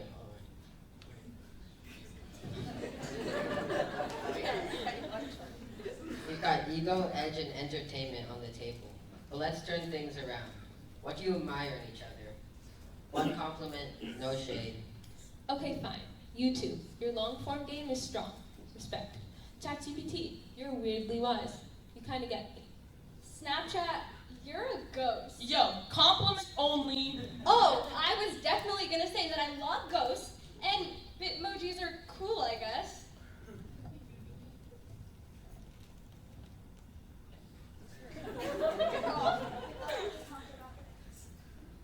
Instagram, you're pretty, like really pretty. And YouTube, you've literally been here since day one. Old. I admire you all. You inspire, entertain, and connect billions. Each of you represents a different facet of the human experience, and I'm just honored to be part of the conversation. Wow, an actual moment of unity. Are we experiencing the birth of the first digital council? Hold up. Are we friends now? So let's not go that far. Guys, I'm having an identity crisis. I don't know if I should change my name back to Twitter. How about instead of worrying about your name, you find a mute button? I'm sick of that bird chirping all the time. Rude much. All right, folks, that's a wrap. Thanks for tuning into this meme-tastic debate. Stay viral, stay funny, and remember, it's all about collaboration, not competition. Ladies, gents, and algorithms. The digital world isn't ruled by one, it's built by all. So whether it be snappy stories or AI-fueled thoughts, we're all just scrolling through this together. In a world of endless content, It's not about who's the loudest. it's about who's real, who's helpful, and who adds value. And sometimes, just sometimes, it takes a debate to know we're better when we collaborate. Thank you.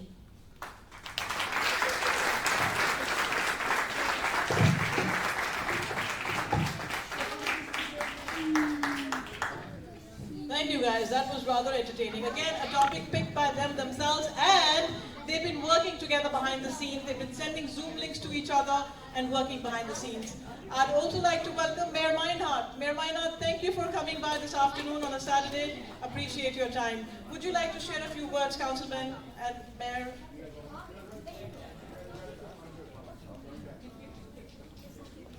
Mayor Meinhardt, everybody.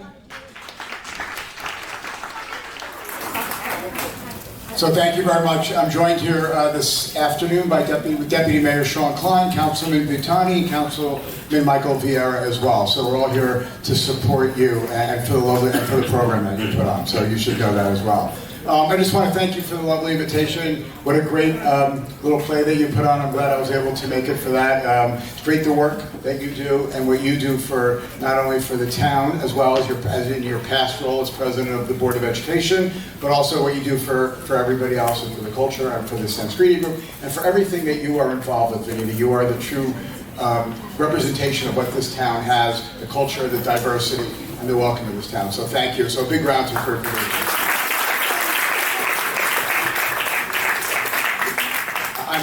As I said before, we're honored to be here, and we look forward to coming back year after year if you have these programs and inviting us as well. So thank you very much. Thank you so much. And I hope you can stay for a little bit and hear some more students out. That would be awesome. And we want to take some pictures with you, so at your convenience, would you like to do that now? And right? Okay, so let's have some pictures so that then the councilmen have the freedom to leave when they want to. So I would like to invite all the students up here with Mayor Meinhardt, Deputy Mayor and Councilman to come here and take a picture with all students.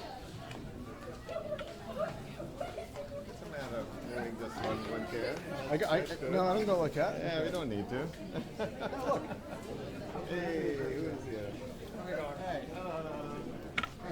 who voted for you guys? You guys all right there?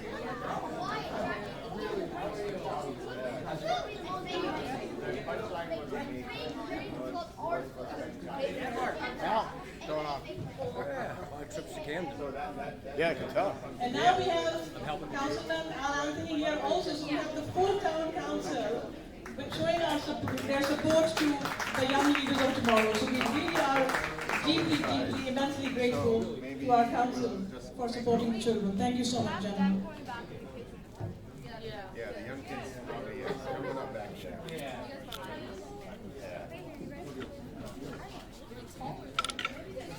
David. Yeah.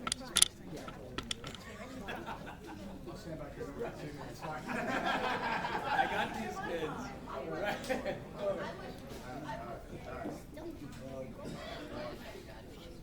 Which camera are we looking at?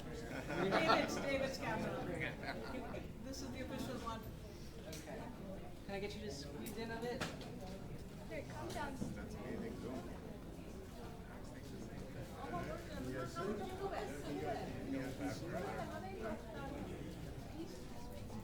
Now we got everyone ready. Everyone, 3, 2, 1. Anybody else wants to take pictures? Any parents want to take? Okay, sure. Guys, stay back, stay back. Some parents want pictures too.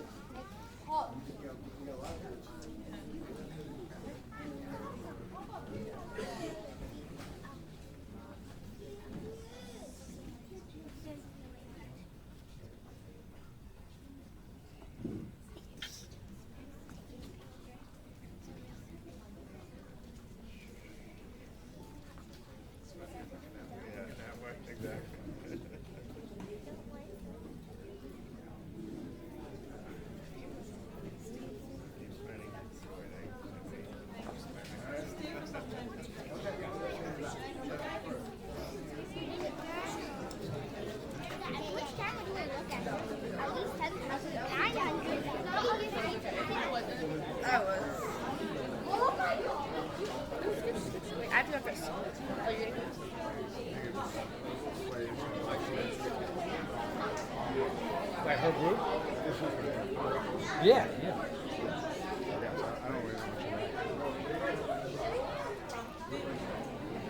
Thank you, everyone. Thank you. Back to our seats, please, so we can continue with the event.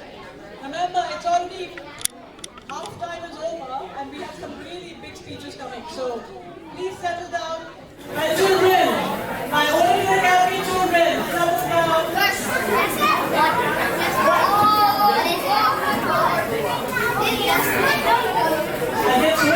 attitude from these children sometimes. I said, my Orator Academy students are young, and one kid says to me, what? I am this close to becoming a parent of their parents. They treat me like my children treat me. I know. No, about to be your parent. Almost your parent too. I'd like to introduce Ruhi Shah. Ruhi has a very compelling topic that she's talking about because this is something that has been ongoing. It continues to happen at different levels of our life and ages. And children are observant of it, and children are also hopeful that we can fix the world, and they can fix the world, we can empower them. So Ruhi, all yours. Let's hear it for Ruhi Shah. Nate Boston, a 15-year-old boy who took his own life because he couldn't bear the bullying and gave up. There are many innocent kids that go to school every single day and get bullied, and it's time for us to stop being quiet and take action. Many kids go to school and get bullied, and when people see them, they just ignore it. And silence is never the key to saving people. As people say, bullies only bully you because they're insecure about themselves. As experts say, from about 8 to 12-year-old suicide rate has gone up to 8%. And the cause of this is because some people don't have friends or family to talk to, which causes them to take their own life. A boy named Josh Zamora went to Santa Clara High School and was a victim of bullying and couldn't bear it anymore, so he took his own life. There are many types of bullying. For example, verbal harassment, which is used 79%, social harassment, which is 50%, cyberbullying, which is 25%, and physical bullying, which is 29%. There are many types of bullying, but some people also get bullied because they don't fit in lately. So when they don't fit in, some people bully them because they don't have friends to talk to. So people start to change themselves. But when you change yourself, you don't feel you feel different. And you always have to know, you never have to change yourself to find your true friend. But 160,000 kids stay from school every single day because of the fear of bullying and get homeschooled. But kids are not the only ones who get bullied. Adults get bullied too. Many adults go to office at their workplace and are confident and want to try their best every single day. But on the other side, there are selfish coworkers who don't want to try their best and just steal other people's work. So what they do is they harass, they bully people who actually try so they can steal their work and get all the values they want. And when they harass and bully other people, their performance starts to decrease and their confidence level starts to decrease as well. And that's what they want. So they can steal the work and get all the attention they want and show that they actually did something, but they didn't. Did you know 39% of people are bullied at their workplace, which causes mental and physical harm? There's something also called cyberbullying. Cyberbullying is where people are bullied online, which means people get bullied online by when people comment on other videos or make videos to bully other people. A girl named Amanda Michelle Todd was a 15-year-old Canadian student who took her own life on October 10, 2012 and was a victim of cyberbullying. This is why a little comment or even a big one that someone thinks is funny can really affect the receiver's mental and physical health. This is why it's time for us to take a stand and help people who need us, because we cannot have another Nate, Josh, or Amanda. Bullying is getting a bigger issue every day. Thank you.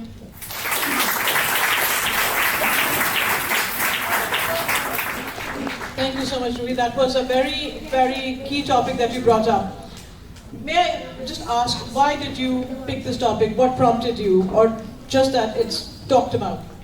I feel like bullying is getting a bigger issue every single day. I see people at my school getting bullied, and I feel like I should talk about it and spread the words out that we should actually help people who are getting bullied. I agree. Thank you so much for bringing it to light today. Thank you. Anika would like to introduce the next speaker, please. Oh no, I completely procrastinated writing this intro. Luckily, the next talk is about a skill I've personally mastered, called procrastinating. Please welcome me in introducing Arihan, talking about procrastination.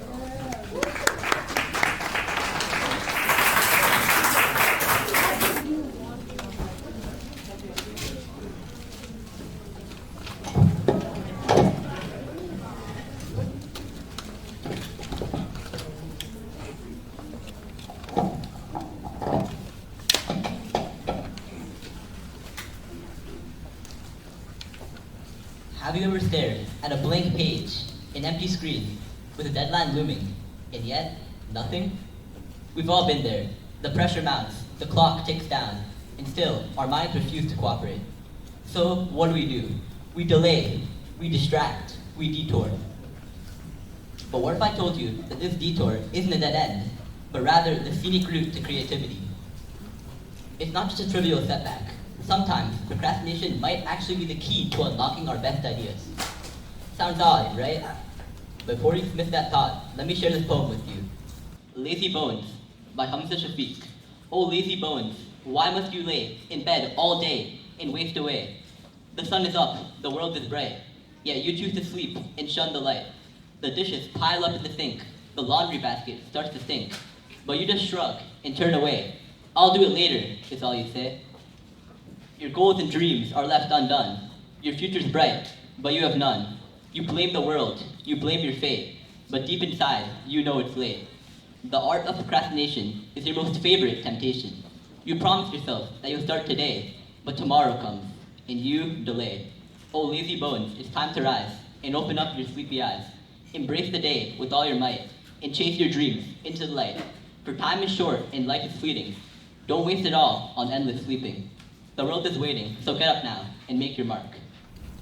We read that poem, and it's easy to think of procrastination as just lazy behavior. It feels like we're sabotaging ourselves, avoiding the hard work we know we need to do.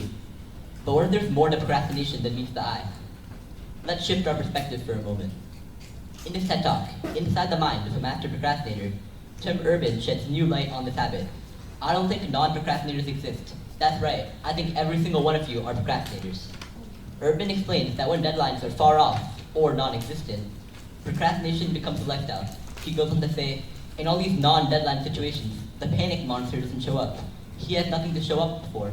But the effects of procrastination, they're not contained. They just extend outward forever. And that, according to Urban, becomes dangerous. Not because of missed assignments, but because of missed life. Long-term procrastination makes people feel like a spectator in their own lives, Urban writes. The frustration isn't that they couldn't achieve their dreams, it's that they weren't even able to start chasing them. Urban ends his talk by showing a life calendar, a grid of 90 years divided into months. He notes, that's not that many boxes, especially since we've already used a bunch of those. So we need to think about what we're really procrastinating on, because it's a job we should probably start today. Now I want you to think back to all those moments when you sat down to work, stared at a blank page, and felt completely stuck. The clock ticks, but your mind is silent. So what do? We procrastinate. We take a break, maybe scroll through social media, or make a snack. And then, just when we least expect it, an idea hits us out of nowhere. That moment when inspiration finally strikes, that's procrastination doing something we rarely give it credit for, helping. We've been taught to view procrastination as a failure of will. The dishes pile up, the project gets delayed, and we feel guilty for not diving in sooner. But what if procrastination, used correctly, could be a powerful tool in our creative and intellectual toolkit? Here's the truth that researchers are just beginning to understand. Not all procrastination is harmful. Dr. Adam Grant, a psychologist at the Wharton School, conducted studies on procrastinators and found that moderate procrastinators, those who give themselves space before jumping into a project, often produce more creative ideas than those who rush in or those who avoid tasks entirely. Why? Because stepping back allows our brains the space to wander, to make unexpected connections, and to incubate ideas. And that mental breathing room, that's where creativity thrives.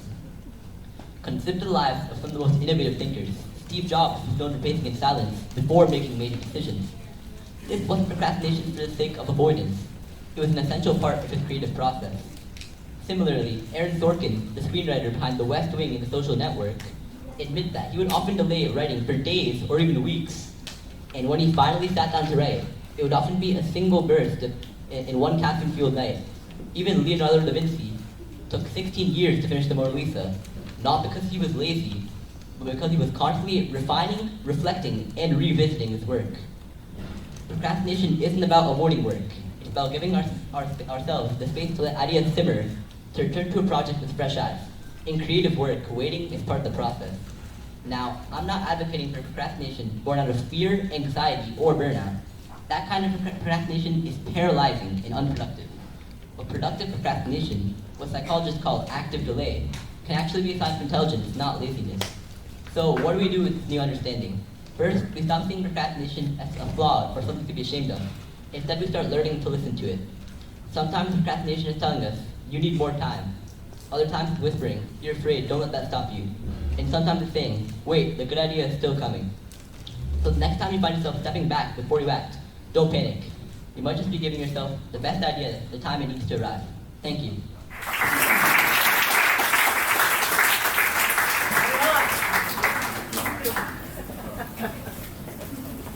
Thank you, Arihan. That's a topic we've all thought about a lot, and we actually live it more than we think about it, actually. Because who's got the time? I'm still procrastinating. I'm not thinking of procrastination. But very valid topic, and I love the composition that you came up with the poem and everything. So thank you so much for that. Anya, who's next?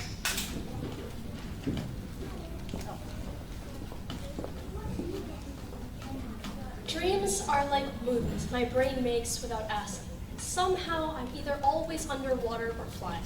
Nothing in between. Now, dreams are nature's way of reminding us we don't need drugs to hallucinate. The next topic is No Nightmare, as Sehaj Singh tells us about the magic of his dreams.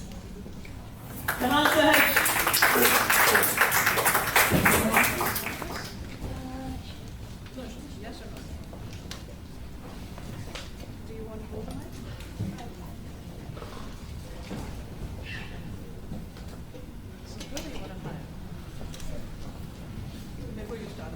So this just happened. Also, I like to address things as they happen.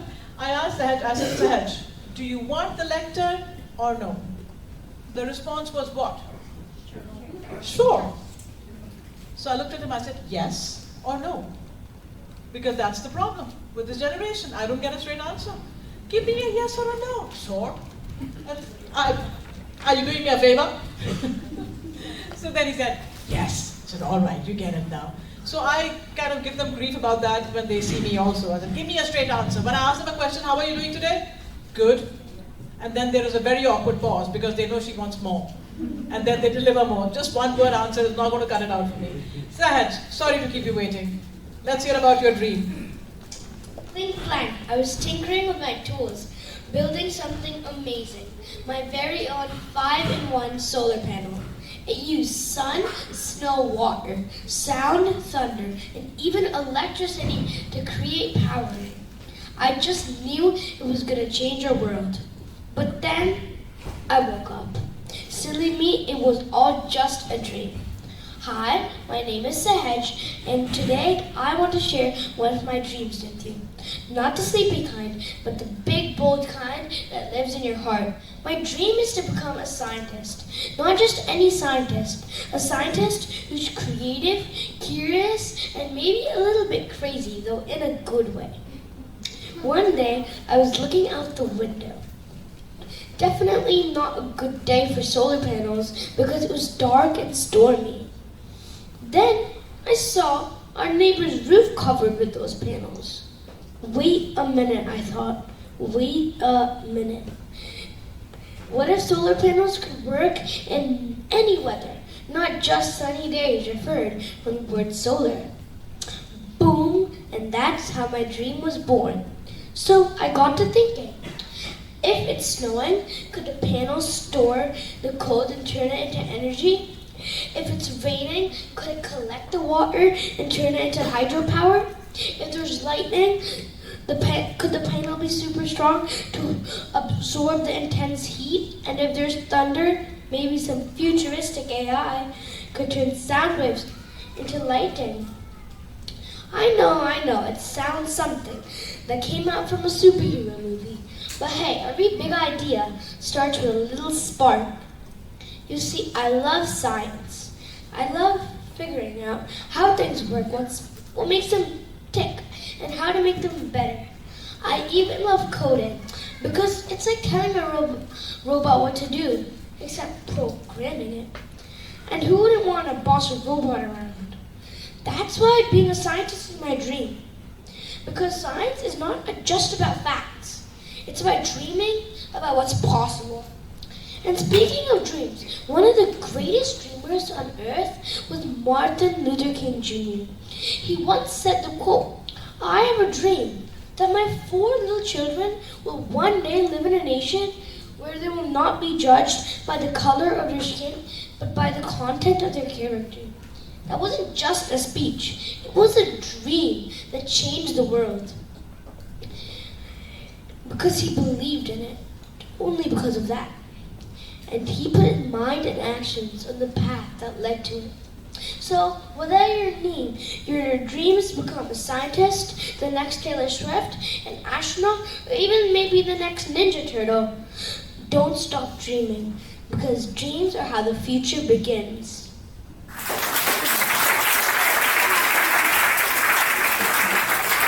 That was a very inspiring speech, Sahaj. Yes, maybe dream and maybe have the courage to realize our dreams. Thank you, Sahaj. That was very nicely done. All right, so who is coming up next?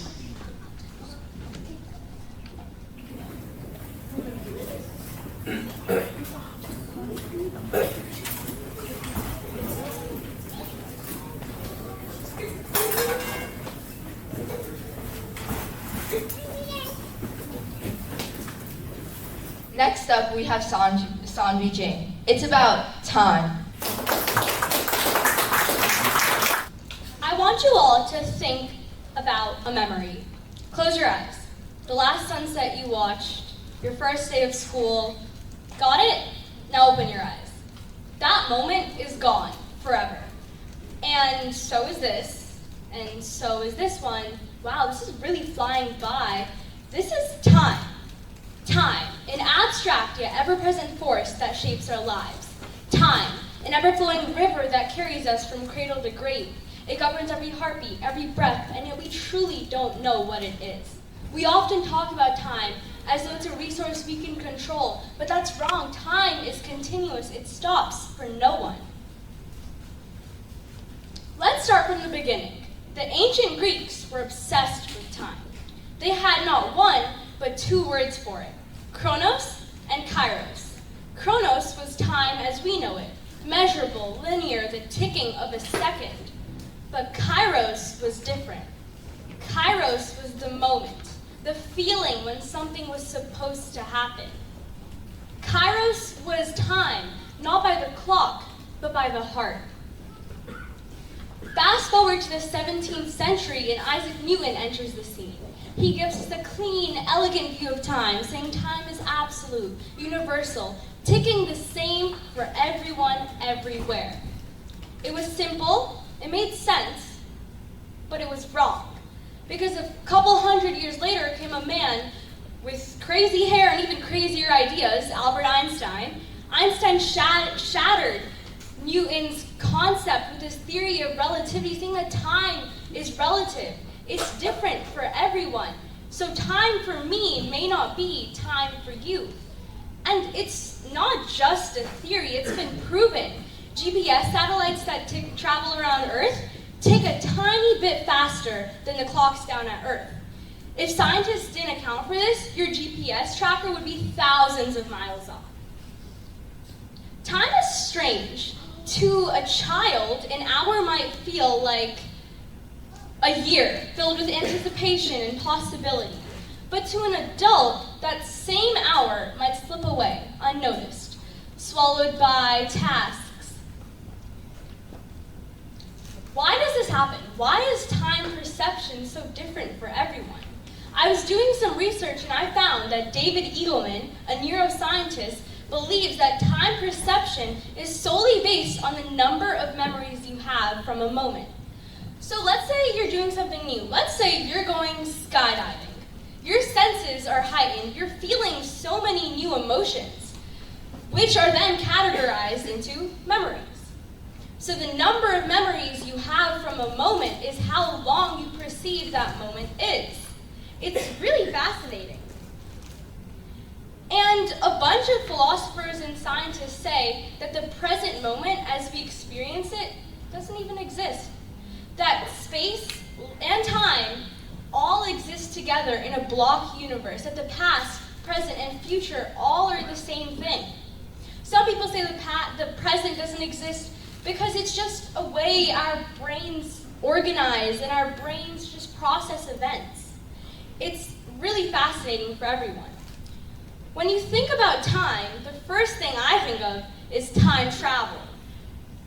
it's so interesting how if you just go back in time, you can just redo any mistake you made, go into this fancy little pod, click replay on your life. So time travel to the past is still in the realms of science fiction, but time travel to the future is possible, theoretically. Going back to what Einstein was saying, the theory of relativity, if you travel at speeds so close to the speed of light, if you travel to some place that has immense gravitational pull, you could technically time travel in the future, because time just works differently for you. So if you spend a couple hours near a black hole and come back on Earth, years might have passed. And this goes back to saying, what would happen if you did something wrong while going back in time? Here comes the grandfather paradox, which says, if you went back in time and you prevented your grandfather from ever meeting your grandmother, well, you wouldn't have been born, which also means you would never have gone back in time to prevent them from meeting. So you just created an entire loop of just constant going back and forth. So, yes, time is a mystery. It bends, it stretches, it may not even exist in the way you think it does. But its power, that's real. Because even if time is just an illusion, it's the illusion that shapes everything. Thank you.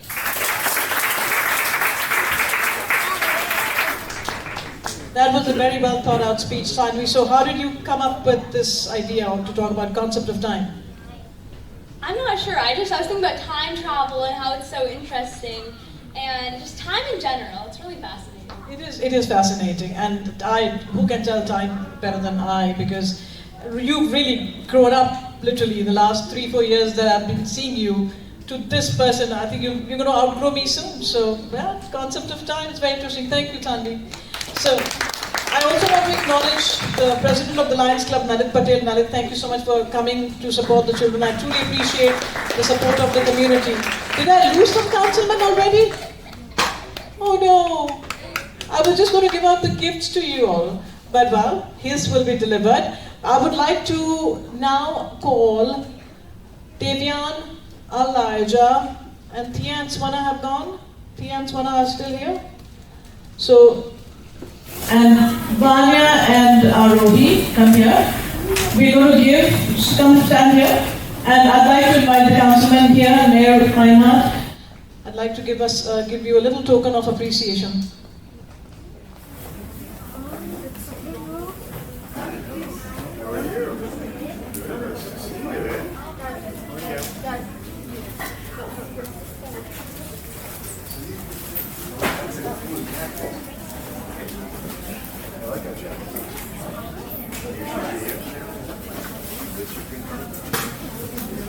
Sure. Sure.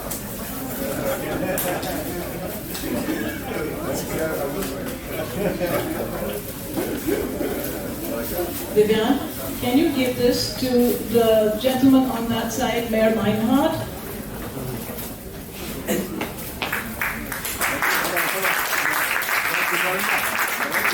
Elijah, can you give it to the gentleman right next to you, Councilman Anthony?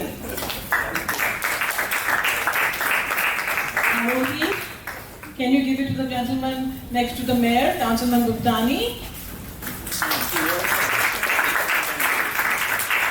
Tanya, can you give it to Councilman Vieira? It's really, truly very kind of all of you to be here with us. Please do stay, do not go. And also one more. Nalit, thank you so much. Such a pleasure and honor to have the leaders of the community come out and support the children. Thank you so much. Thank you so much. And while we are here, there's some goodies, some Orator Academy goodies in there, and also Admit You Consulting. I know that because I've spoken with her at other event. So she sent some goodies too, and I've put all those goodies in all these bags for the councilmen and for the children too. So you're getting everything. Huh? Yes. Who? Yes, yeah. Well, we're done now. Thank you so much. Please do sit and enjoy the rest of the event. Thank you.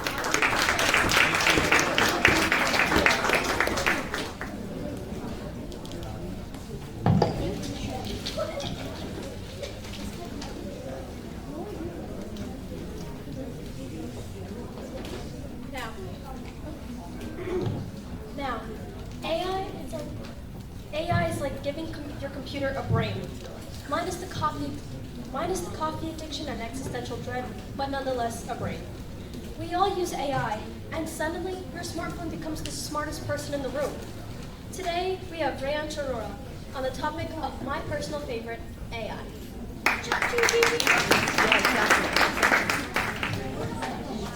Exactly.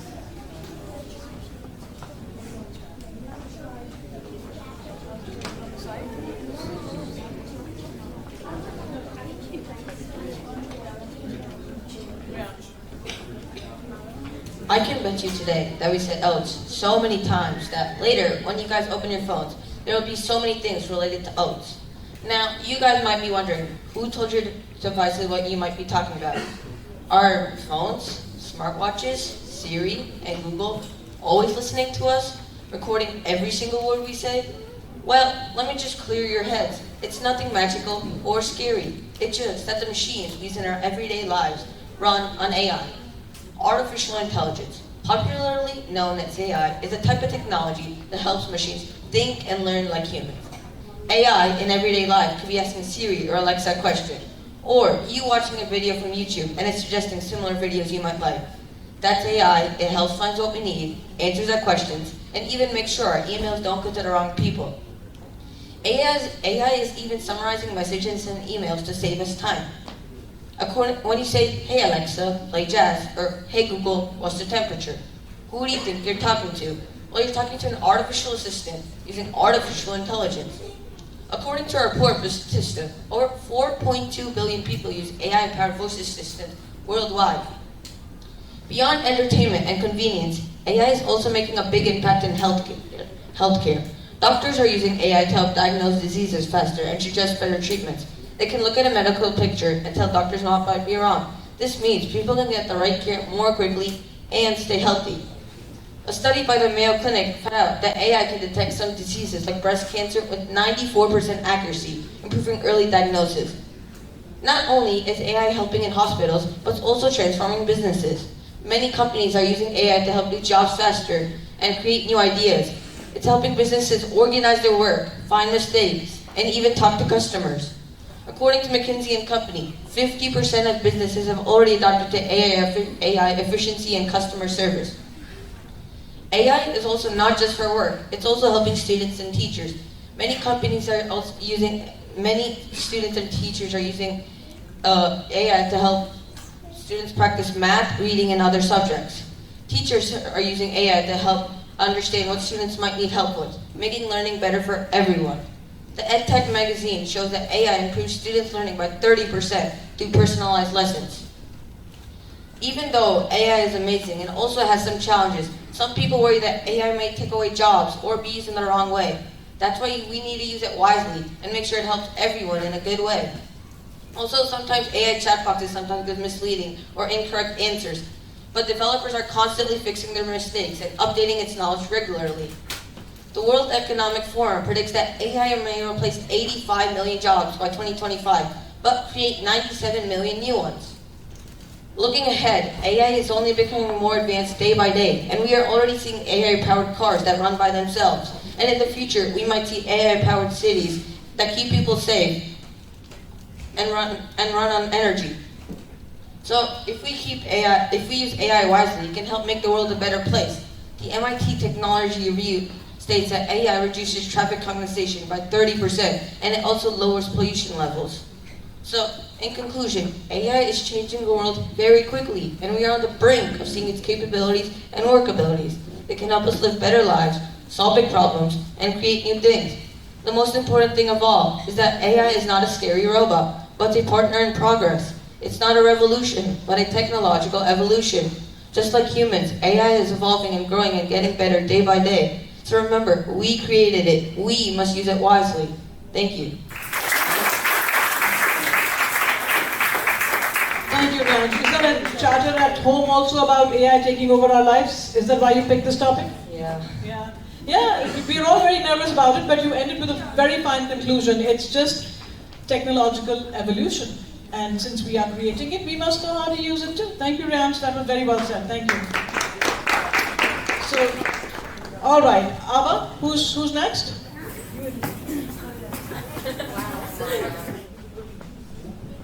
Next, we have Annika talking about something that's out of this world.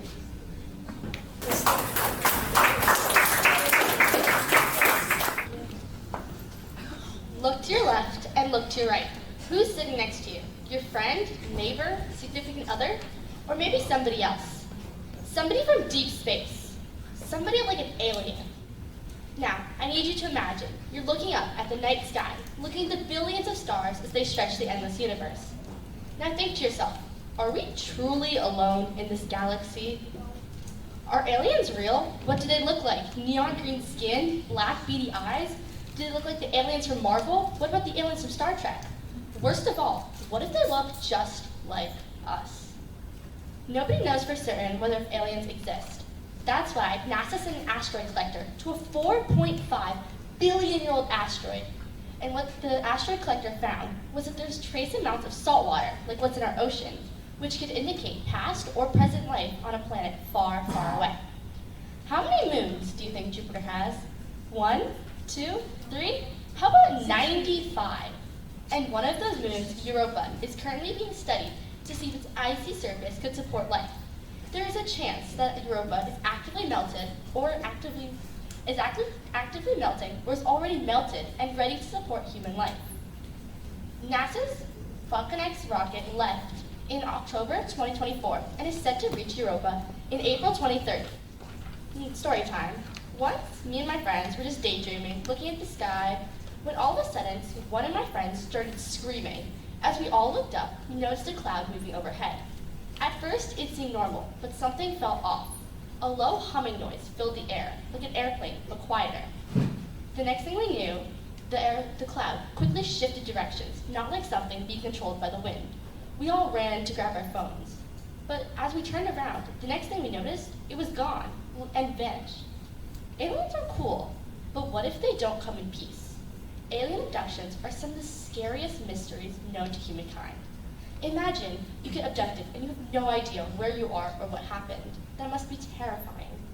Barney and Betty is one of the most popular alien abduction cases we have seen. Barney was once asked to relive what happened 3 years prior, when he started hysterically breaking down and crying to his therapist. He said him and his wife Betty were once on an isolated highway in the mountains of New Hampshire, when all of a sudden, a strange light began to follow them. The next thing they knew, they were in a dark room for what felt like forever, and scientists were able to determine it was actually 3 whole weeks. That must have been terrifying for them, not knowing how they got there, what happened, or when they were going to get out. Think about this. We've seen so many organisms here on Earth that can survive in the harshest climates. In the bottom of the ocean, Antarctic lakes, or hydraulic vents. These are crazy temperatures that things are able to survive in. So what makes them not be able to survive in other planets or in space? We may never know for certain which planets aliens will come from, Mars, Jupiter's moons, or somewhere else. But what we do know is that humans have been obsessed with making Mars their second planet for years. But why? Mars has shown evidence of water, either now or back then, which could be helpful for oxygen, carbon, and energy production, which will one day help the American dream of getting humans on Mars. Perhaps the question isn't if we will ever meet aliens, but rather when will we do so, or when will we finally know we've made contact? Until definitive proof is found, the idea and debate of alien life just cannot be dismissed. And until definitive proof is found, the debate will continue, fueled by curiosity, scientific exploration, and the human desire to know its place in the cosmos. As you go about your day, ask yourself these 2 questions. The first one is, who do you know is truly human? And the second, when do you know you are truly alone? Thank you.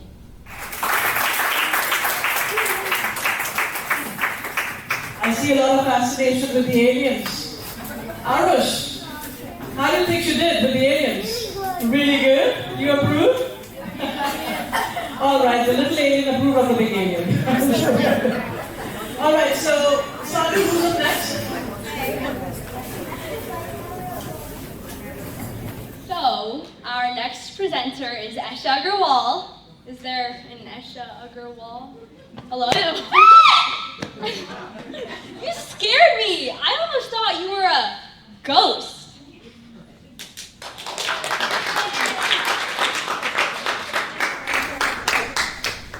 How many of you have ever watched a horror movie and jumped at every little noise? Maybe you've seen films like The Conjuring, Scream, or It, where ghosts seem to appear out of nowhere, creeping around dark rooms and haunting people. These movies can make us question, are ghosts real? Some spooky scenes from these movies can cause us to wonder if what happened on the screen could happen in real life. So are ghosts real, or are they just a figment of our imagination? Scientists argue that there's no concrete evidence to support the idea of ghosts. Many supernatural experiences can be explained scientifically. Changes in temperature, natural sounds in old buildings, or maybe even the power of our minds playing tricks on us. But here's the thing. Just because you can't scientifically prove something doesn't mean it's not real to those who experience it. A survey done by Travel Channel states that 37% of people claim to have stayed in a haunted hotel or location, and 25% of them claim to have felt an eerie presence. As Halloween comes closer with its spooky traditions and decorations, our curiosity for the unknown grows stronger. This holiday, deeply rooted in ancient traditions, allows us to explore the darker side of life while dressing up and having fun. Speaking of darkness, graveyards are a powerful symbol of how we humans think of death and what lies beyond. Some people claim to feel something special as they walk through the graveyards, almost as if they're connecting with their past. This can stir up complex emotions like sadness, nostalgia, or even a touch of fear. This can make us question, what really happens after we die? Are those who passed still here, waiting for us to connect with them? This natural curiosity leads us to explore further. As we walk through dark hallways, feel a sudden chill in the air, or hear a faint whisper, we're not just seeking a thrill. We're hoping to have a glimpse into something we can't fully comprehend.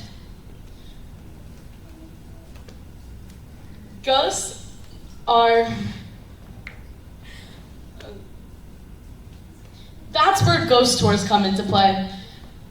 These tours take us through sites filled with tragic tales, allowing us to see or maybe even experience something strange. And as we look at these themes, we cannot overlook the chilling topic of possession. This adds another layer of intrigue, often depicted in films like The Exorcist or The Conjuring. This taps into our deepest fears of losing control. This causes us to challenge the limits of our minds and even the possibility of evil spirits. So as we circle back to the question, are ghosts real? Well, the answer varies person to person. For some, they're mere figments of imagination. For others, they're true experiences that transcend explanation. So, as we explore the mysteries of life, it's important to keep an open mind. After all, it's this very curiosity that connects us all as we seek to understand the mysteries of life. Thank you. Thank you. I can see already some audiences have left. I can understand it's a Saturday and people have to go places, but I would like you to stay so that you can watch all the performers, just like they sat and watched yours. But if you must leave, please do let me know, because I have certificates for all the performers today, so I would like you to have it before you leave. Recently I met a very interesting young man who's a musician. And that kind of always piques my interest, because in another lifetime, I also was a musician. So when I met this young man who is an instrumentalist and who wants to also improve his communication skills, it was a win-win. And even though he has not been with me for too long, barely a couple of weeks, I encouraged him to come and talk. So I'd like to invite Ajay, Siva. I am inviting Ajay to come and talk about his passion. Ajay. Ajay.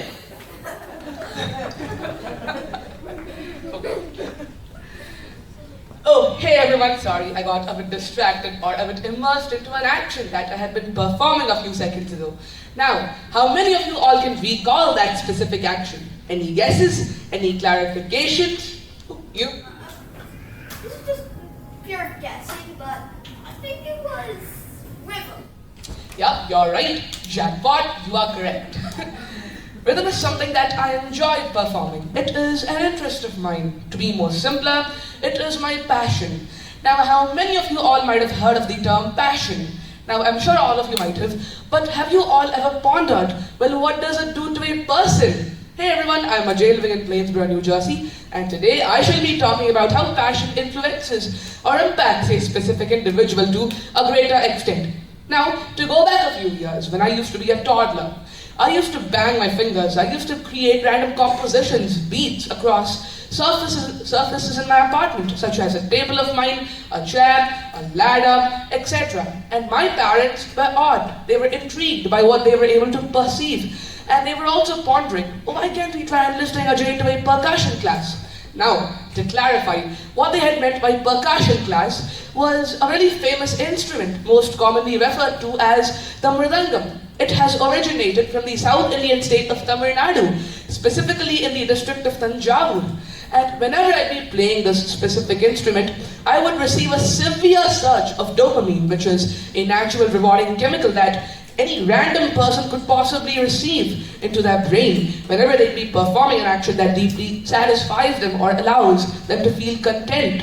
And as my passion, my interest had been developing over the course of 5 to 6 years, I was able to do the unthinkable.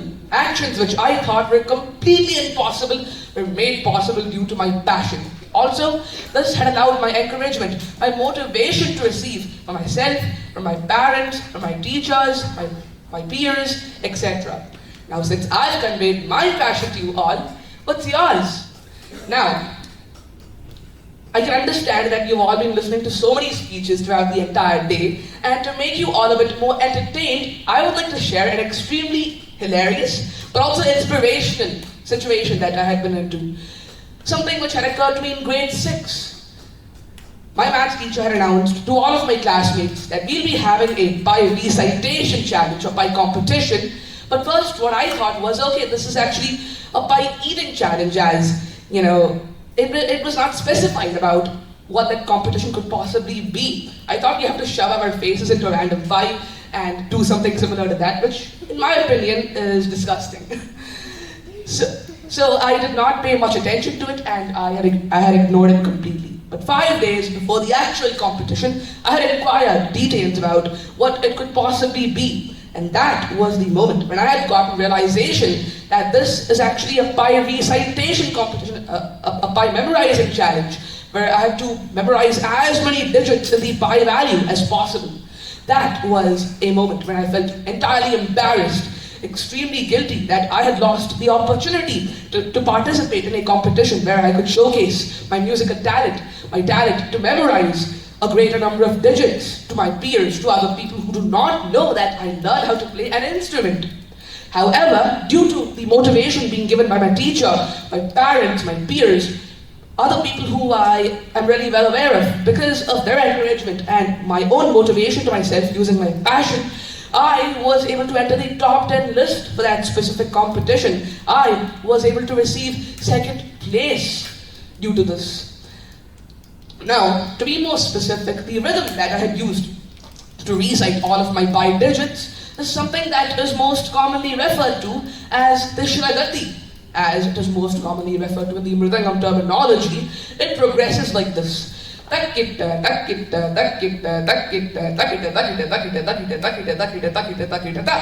Now, when referring to the context of the pi competition, it progresses like this.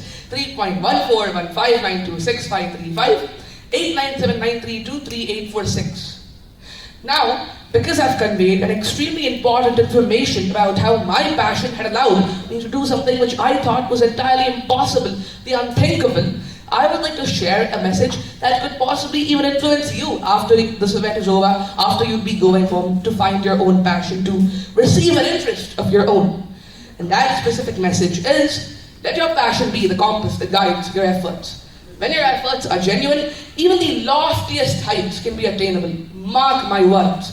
Let your passion be the compass that guides your efforts. When your efforts are genuine, even the loftiest heights that you could possibly experience could also be successful for you. Thank you.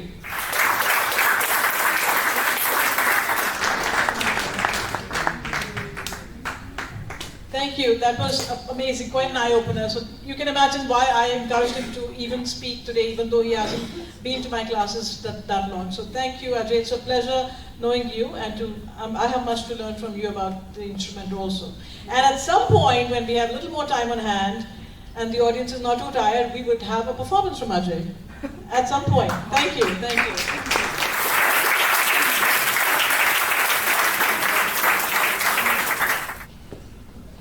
Every great invention started with a thought, and probably, wait, what if, and then followed by mild chaos. Some of the greatest things that were accomplished to this day are a result of innovation, where caffeine, curiosity, and a slight disregard for the rules all come to meet. Please welcome Vrish Vishwanath with the brilliant idea to speak on innovation and ideas.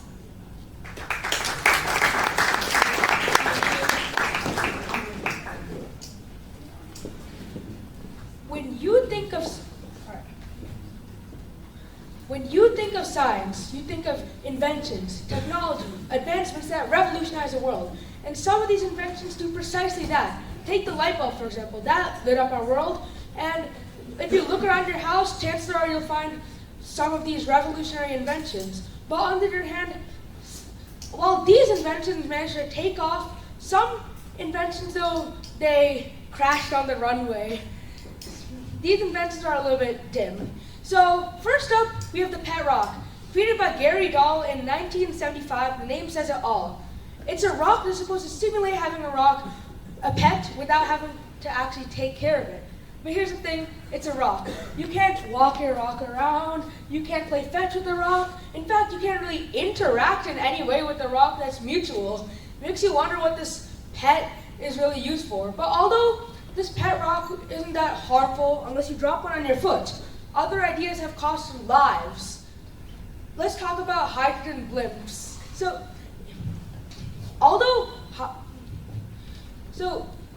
The Germans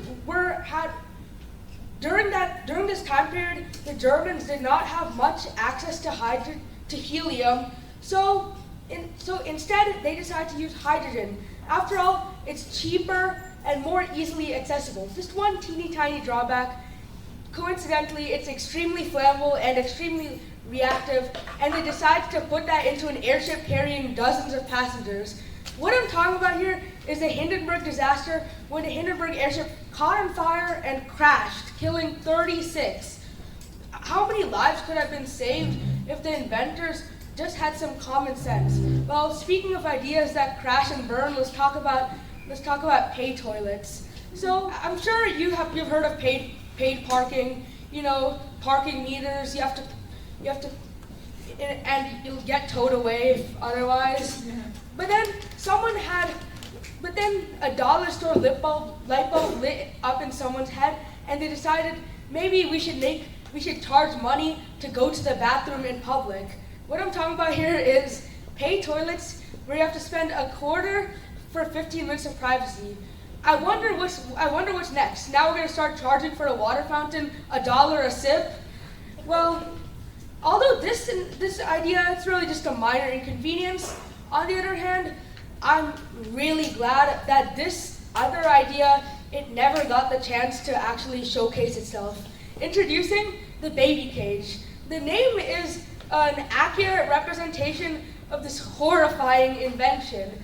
It's essentially supposed to help babies get fresh air instead of just taking them out for walks. It was created in the 1920s. That's a good idea. Instead of taking your baby out in a stroller, we dangle them dozens of stories above the ground in a wired contraption that looks like it's built out of looks like it's straight from the Star installments. Really, what were they thinking?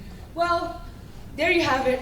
4 extremely bad ideas that, honestly, I'm glad we managed to snuff it out before it became mainstream. But these inventions are a pretty good reminder to any aspiring inventor that for every successful invention, there are 10 failures.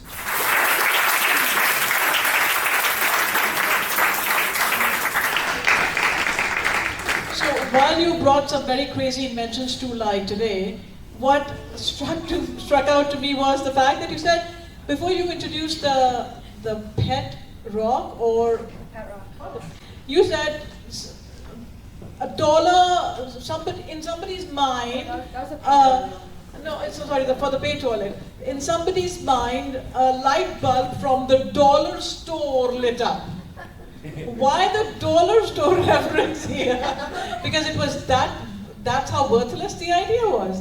It was just along the lines of a cheap ripoff, I guess.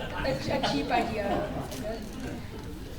That was a very fascinating analogy. I was imagining the dollar store light bulb going up in somebody's mind.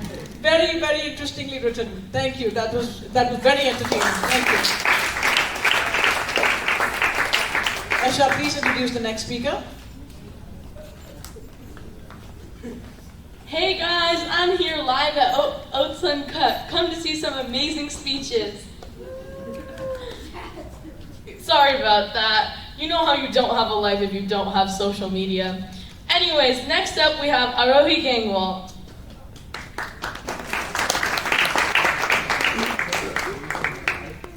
A girl just lost her life while doing a social media trend where people see how long they can hold their breath underwater. Unfortunately, this isn't uncommon. About 46,000 people in the US in 2020 died due to suicide. This compelled me to talk about social media and its negative influences. The rate of teen suicide has drastically risen over the past couple of years, and you may be wondering, why? The reason is social media, and even some very famous influencers that you may have heard of or watched. It's just crazy how such a small thing can have a huge negative impact on someone's life. Also, according to social media statistics by consumernotice.org, it states that suicide is the second leading cause of death for ages between 10 to 24 years old.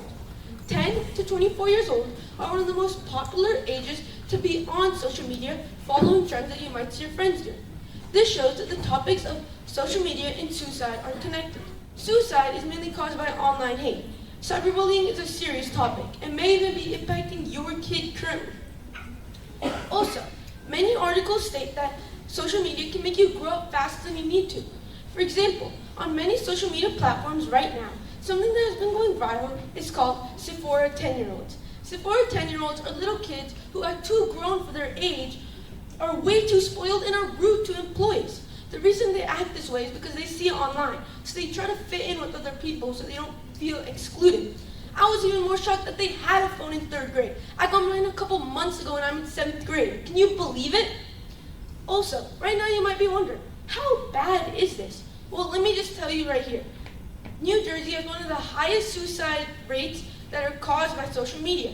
And this is common for other states too, like Alaska. They also have very high suicide rates that are caused by social media. But it isn't like this in all states. For example, Montana. Montana has a very low suicidal rate that is caused by social media. But that doesn't mean they have no suicides at all. They have tons, but are just not related to social media at all. All in all, if you are one of the people being negatively impacted by social media, just remember, hurt people hurt people. And the people hurting you are the hurt people. And for all the parents out there, don't make the mistake of giving your 3rd graders social media. Thank you.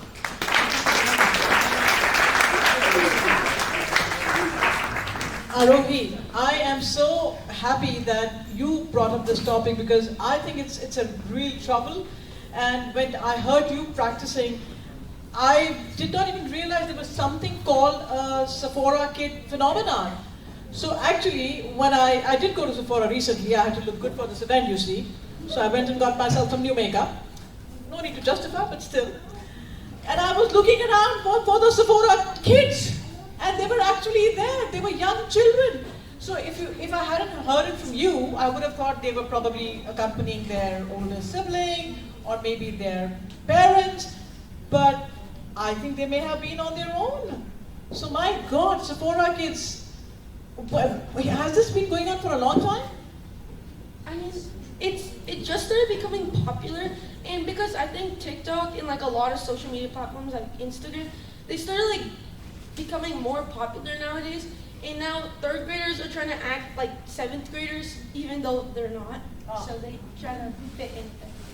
See, our world has hope and children talk like that. I love it. Third graders are behaving like seventh graders. Thank you for bringing this to our attention, Arohi. That was very important. Thank you so much, and thank you for waiting. Thank you. So we just have about, I think, 2 more performances, no, 3 more to go. And after that, it's pizza time. So hang in there. I'm trying my best to bribe you all. The smell lingers. 3 more to sit through. So, all right. Next one, guys. You're annoying. You're mean. You were sleeping. Guys, stop arguing over pointless things. We need more world peace. Yuvan Barat, give it up.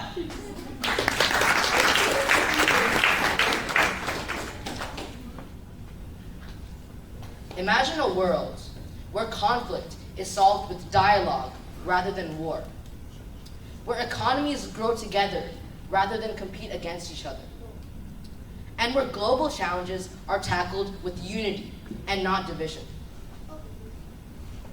Improving foreign affairs in the US is important for trading, decreasing conflicts, and so that we can tackle global challenges like climate change and health crises more efficiently together. Improving foreign affairs isn't just good for our country either. It's for the good of the entire world. Many people live in poverty, and they struggle to make ends meet. Roughly 712 million people are living in extreme poverty. The already existing US-Mexico agreement has made millions of new American jobs. And if we have more agreements like this in the future, we'll have millions more. It also helps stop conflicts. I'm sure most of the adults here have heard of NATO. If you haven't, it stands for the North Atlantic Treaty Organization, and it's a group of 32 different countries, including the US, that form an alliance. And the goal of this is that if one of the countries in NATO gets attacked, it's seen as an attack to the entire organization. So they'll give it food, they'll give the country that's being attacked weapons, military power, anything it needs. And this simple idea, this threat, has stopped many wars from happening in the past because no country wants such a powerful and strong alliance to be on their back. There's also many, many more organizations like this, like the UNSC, which stands for the United States Security Council, and it aims to have peacekeeping operations in other countries to stop genocides, wars, droughts, and famines. However, this idea is just not perfect, because the UNSC has 5 permanent members that are 5 different countries that they get to stay on the council, while all the other countries have to stay on using a rotational basis. These 5 countries also have the power to veto any bill, and this has been used for their own advantages in the past. In fact, there was an incident called the Rwandan genocide, where hundreds of thousands of people were killed because the UNSC failed to respond quickly enough because they were arguing over which solution to take. There's also global challenges that need foreign affairs, such as climate change.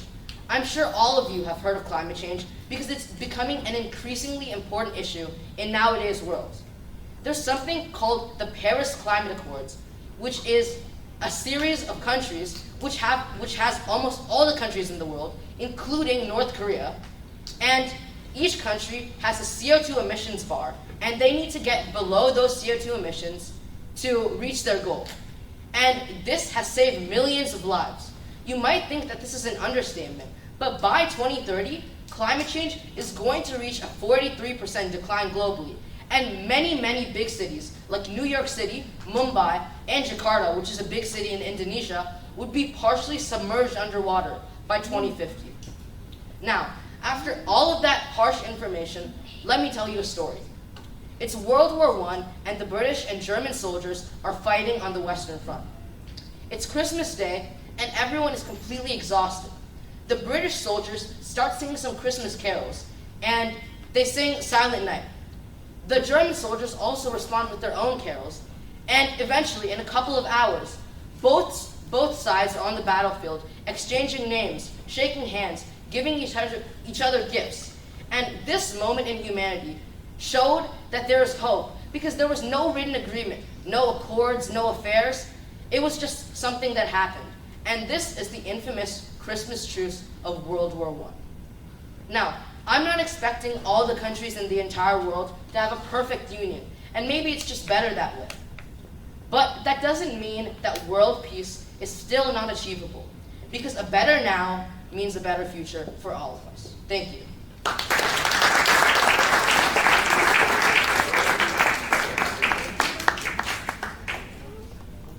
Wait, Yuvan. So yeah, world peace, very important topic. And just to give a little more background on Yuvan, Yuvan has been with me for some time, and as you could tell, he was speaking with the mic right here. Typically, I would be fretting over it and trying to get their attention to bring the mic up, but that's one of those bold voices that will resound, which will really get to you, whether he has a mic or not. So I really can't wait to see where you rise in life, Yuvan, because you need to be up, you need to be a leader, a world leader at that. You spoke about world peace. Don't be pressured, but I'm waiting in my lifetime. And another thing about Yuvan, he's actually won several competitions that Lions Club has hosted for speech and elocution. So he's champ Yuvan. Yuvan, you want to bring the next guest? So, I'm sure all of us have extracurricular activities, at least most of the kids. So, some of you might even have to cancel your plans to be here today. In fact, it's my birthday, but I had to be here today. So I was stressing over this in the morning. So let's have Taksh Gupta, who's talking about after-school activities. Thank you. Before Taksh starts to speak, yes, he's my Gemini buddy. My birthday was 29th and he's 31, and yet it kind of skipped my mind. Happy birthday, Yuvan. Get this great quick happy birthday. Happy birthday to you. Happy birthday to you. Happy birthday to you.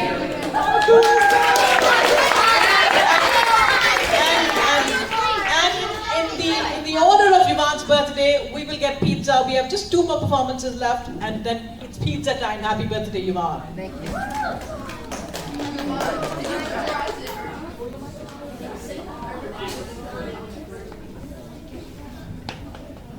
Bob and Sam, 2 middle school boys that school day ends at 3 o'clock in the afternoon.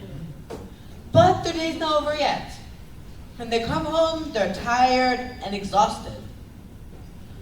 All their friends wonder, what could make them so tired? What could make them so exhausted? The answer is after-school activities. After-school activities have been affecting all sorts of health in 3 points. Physical health, for example, lets you gain more skills. For example, Vihan here, he takes several different after-school activities, and most of them is sharpen his skills. Another point of the health triangle effects is mental health. It'll make you feel good about yourself, not just the bad part that social media may get you. Finally, you got the social health.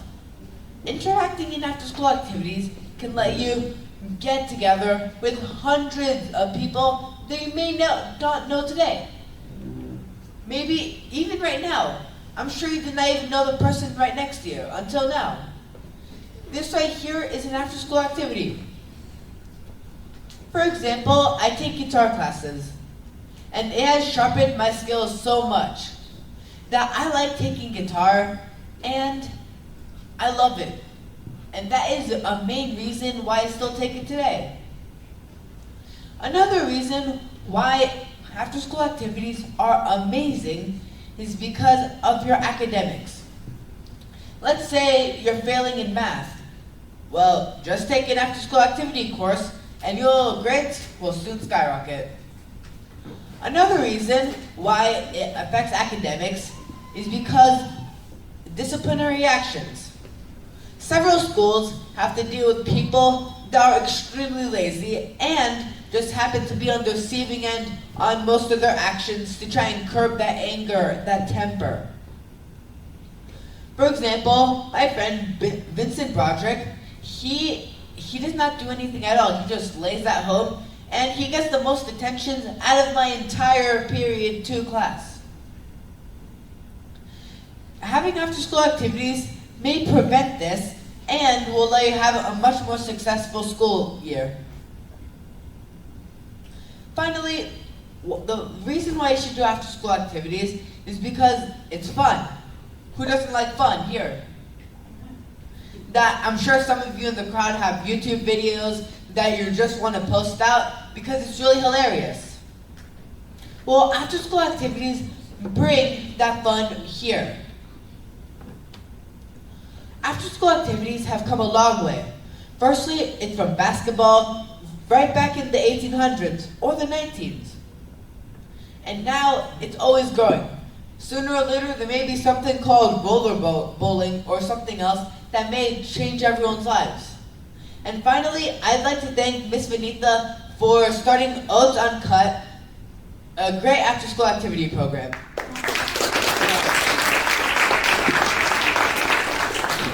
That was very kind of you, Daksh. Okay, 1 pie goes to him. Thank you very much.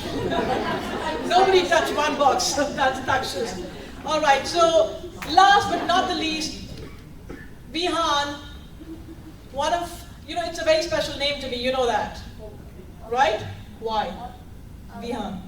I think it means like first light of dawn or something. It does mean first light of dawn, you're right, but it's also special to me because my son is also Vihan. Oh, cool. Oh. But thank you for waiting, Vihan. We can't wait to hear what you have to share with us. Please come. All right. Very important topic, right? Yeah. We're world changing. World changing, life changing, and something about discipline in the way we live. Yes. Yeah? Come here. I've never been this excited since I got 1.3K views on a YouTube video. Same here. Who's the mic? Say again. Say again. I've never been this excited since I got 22 views on 2 YouTube videos. Yeah, that's how small my channel is. Make sure to subscribe when you get home. Alright, enough of the jokes. Now look around you. Do you see all that trash around you? Especially this area with all those juice bottles, water canisters, scripts and stuff. Yeah. Pick it up. Yeah. Now, sadly there are no windows, but if you manage to leave, the glass doors are, glass doors. You can see through them and see all those gosh darn cars that are emitting the greenhouse gases that are burning this planet. Now, what does the trash you guys just picked up and those cars outside have in common? It's pretty simple, actually. They are all forms of pollution. Now, we need to stop it. And in order to do so, we have to find out what it is and how it harms our planet. Now, fossil fuels are one form of pollution, mainly because of what they emit when being burned. Some forms of them are natural gases, coal, and oil. Now, some of the gases they emit while being burnt include CO2, methane, and sulfur dioxide, which warm our planet and make the air a bit more toxic to breathe for both humans and animals. Now, let me share a bit of a story with you guys. Now, so there was this one documentary I was watching, and It was called Our Oceans on Netflix. If you have Netflix, you should definitely watch it. It's narrated by Barack Obama. Now, it was talking about. Now, I was watching the Southern Ocean video, and it was talking about emperor penguins and how, due to this global warming, emperor penguins are going extinct at this moment. In fact, scientists believe that by next century, the world will just have no more emperor penguins. Emperor penguins will have just gone extinct, like they never existed. Now, to save our beloved penguin friends, what we have to do is grow more plants, especially trees, to help lower the amount of these greenhouse gases in the air. Furthermore, we could replace the already existing fossil fuel plants with low emission resources like solar, wind, tidal, and nuclear energy. Now, since fossil fuels are non-disposable, they would go into the next category of pollution I'm talking about, trash. Now, like the trash you guys picked up, they have many forms. Litter, the items in, well, trash cans, recycling bins, compost bins, dumpsters, landfills, etc., etc., etc. Now, one of these major wastelands resides in the largest ocean of them all, the Pacific Ocean, and actually the ocean that was talked about in the first episode of that documentary. Yeah, go check that out. Now, the Pacific Ocean has the largest garbage patch of them all. The Pacific Garbage Patch, a Texas-sized floating island of simply litter. Now, garbage patches like these, their trash may be mistaken for food by many different species. And some of these species eat the trash, digesting it, releasing poisons in their body. Some just notice the poison right away and know that their death is near, while others don't notice and get addicted to these substances, unaware of the poisonous effect until it's too late.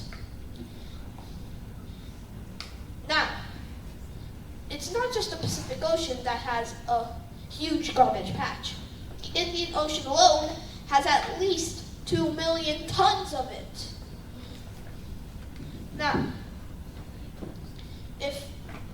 Now, to stop trash, we could easily go by the reduce, reuse, and recycle method. Reduce your unrecyclable or unreusable item intake, reuse what you can, and put recyclable things into recycling. Now, on landfills, this ecosystem destroyer, we could put underground, like we put all this nuclear waste that we're so scared about.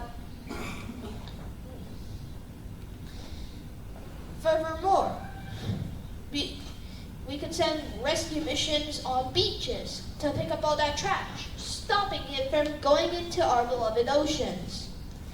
Furthermore, we could actually go into those oceans and into deeper parts with submarines and pick up all that trash in there. Also, you could take a walk around your neighborhood once you get there. Maybe you refresh your body after sitting for so long, right? It'll help get you exercise, which, well, boost your health better. The next time you take a walk, you have a quest set by me. For any of you gamers out there, just think of this as a quest from a video game. Now, the quest, if you see any litter in the, well, where you're walking, pick it up and, well, do what you can with it. If it's reusable, then reuse it. If it's recyclable, recycle it. Both, do what you want. Neither, throw it in the trash can. It's safer away from wildlife than near it. Now, pollution. For now, sadly, is here to stay. But it can be stopped. We could form one united organization against this topic, maybe ending it once and for all. Bringing forces together as one united against this corruption harming our planet. However, we must do so quickly. As I've said, by the next century, a ton of species would have gone extinct because of us. But we should change that. But we must act now, as it gets worse every day. Pollution is here to stay. But we can stop this monster. Only if we all contribute can it finally be put to an end.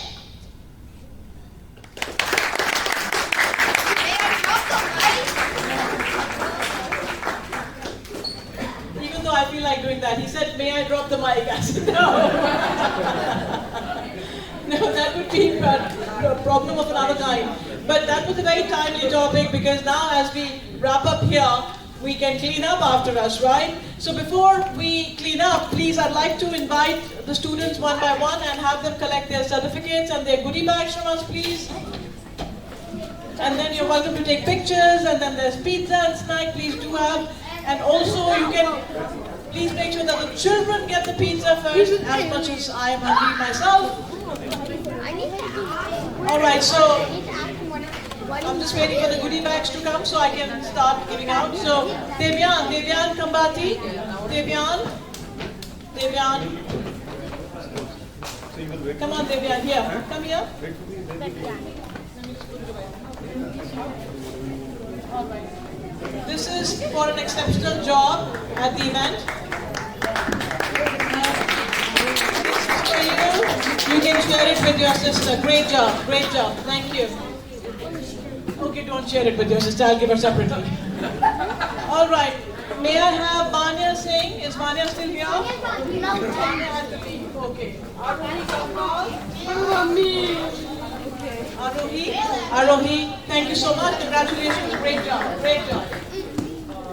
Can you look up at the camera also so it can be captured, yeah? Thank you, Arohi. Alright. May I have Arohi Vajpayee? Arohi. Great job, Arohi. Here you go. Great job. Look at the camera. Great job. Thank you. May I have Rayansh? Do we have Rayansh here? Rayansh, congratulations. Great job. Look at the camera there. And here there's some goodies for you, Rayansh. Rayansh, for you. Great job. Thank you. May I have Sanvi? Sanvi, congratulations as always, great job. You can always do better, but I will continue to say that. Great job, thank you Sanvi, good job. May I have Ava Azizi? Ava had to leave, okay. May I have Anika Shah? Anika,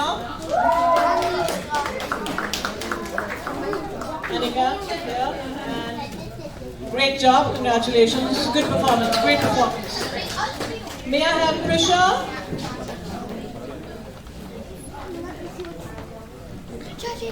Prisha, congratulations, great job. There you go. May I have Esha? What about me? Esha, great job with both the model SM and the other stuff. Great job. All right, may I have Yvonne Barat? Happy birthday! Happy birthday to you. Happy birthday to you, Yvonne. Happy birthday to you. May we have Ken Kimura, please? Ken Kimura? If you don't come in 2 calls, it's going to be forfeited. Come on, Ken. Great job, Ken. Great job. Wait. Great job moderating, Ken. Great job. Touch it now. Touch it. Great job. Great job. Yeah, this is a little something for you, Touch. Oh.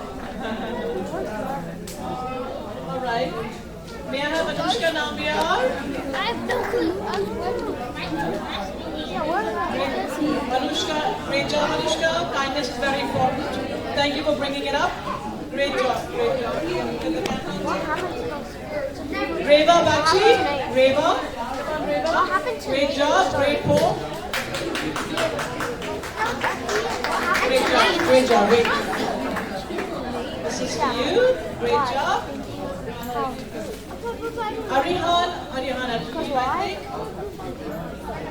Elijah Neville. You get the camera, Elijah. Apart, Anhad. Elijah. Yeah, this is for you. Good job. We had no idea about Beyblade. You taught us something new. Thank you. May I have Ruhi Shaw? Great job, Ruhi. Great job. Very compelling topic. Thank you for bringing it up. Thank you so much. Thank you. Apar, Jassel. Look at the camera. Great job. Great job, Apar. There you go. Anhad, Jassel. Look at the camera, Anhad. Great job. Thank you so much. Yeah, this is for you, Anhad. Yeah. May I have Drish Vishwanath? Drish left, I think. Drish. Great job, Drish. That was a really cool topic. Thank you. May I have Sahaj Singh? You have fans, Sahaj. Okay, turn towards the camera. Congratulations, great job. 1 second, this is for you, Sahaj. Joy. May I have Viraj Chitkara, please? Oh, sorry. It's one. I am so sorry. I'll get another one. But here, this is the camera. Look at the camera. And this is for you. Great job. Bihan Kumar. Come here. You are not fast. Great job, Bihan. That was actually very entertaining. Bihan, here you go. Great job. And I love the outfit. Great job. And I think that's it. Everybody got one? Oh, I'll just...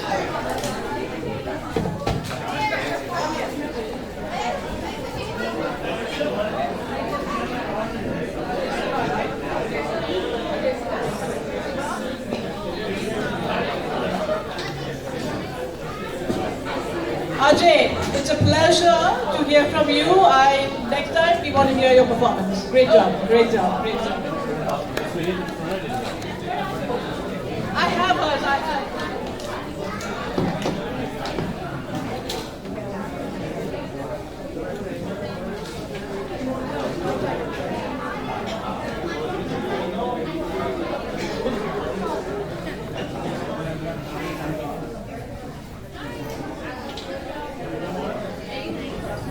And Swana, did such a great job, Swana. That was so good. Well done. You want to see what I said? Wait. Since you're wearing a pink dress. You're next. You have to great job. All right. I know, but I like the ending. Could we have everyone's attention for 1 minute? I know the pizza is really tempting, but we need you to focus here for a second. All right, go Mama. My turn. Mama's turn now. So on behalf of all the parents, grandparents, and students, we all just want to take a minute to thank you, Vinita. The kids were able to memorize the speech much better. I just have one line. Thank you for giving our children this platform to build their communication skills, their public speaking skills, but most importantly for giving them the right tools to be able to express themselves. We are very, very grateful for your time, effort, and all the energy you invest in our children. Thank you so much. It's my pleasure. It's my pleasure. They are delightful.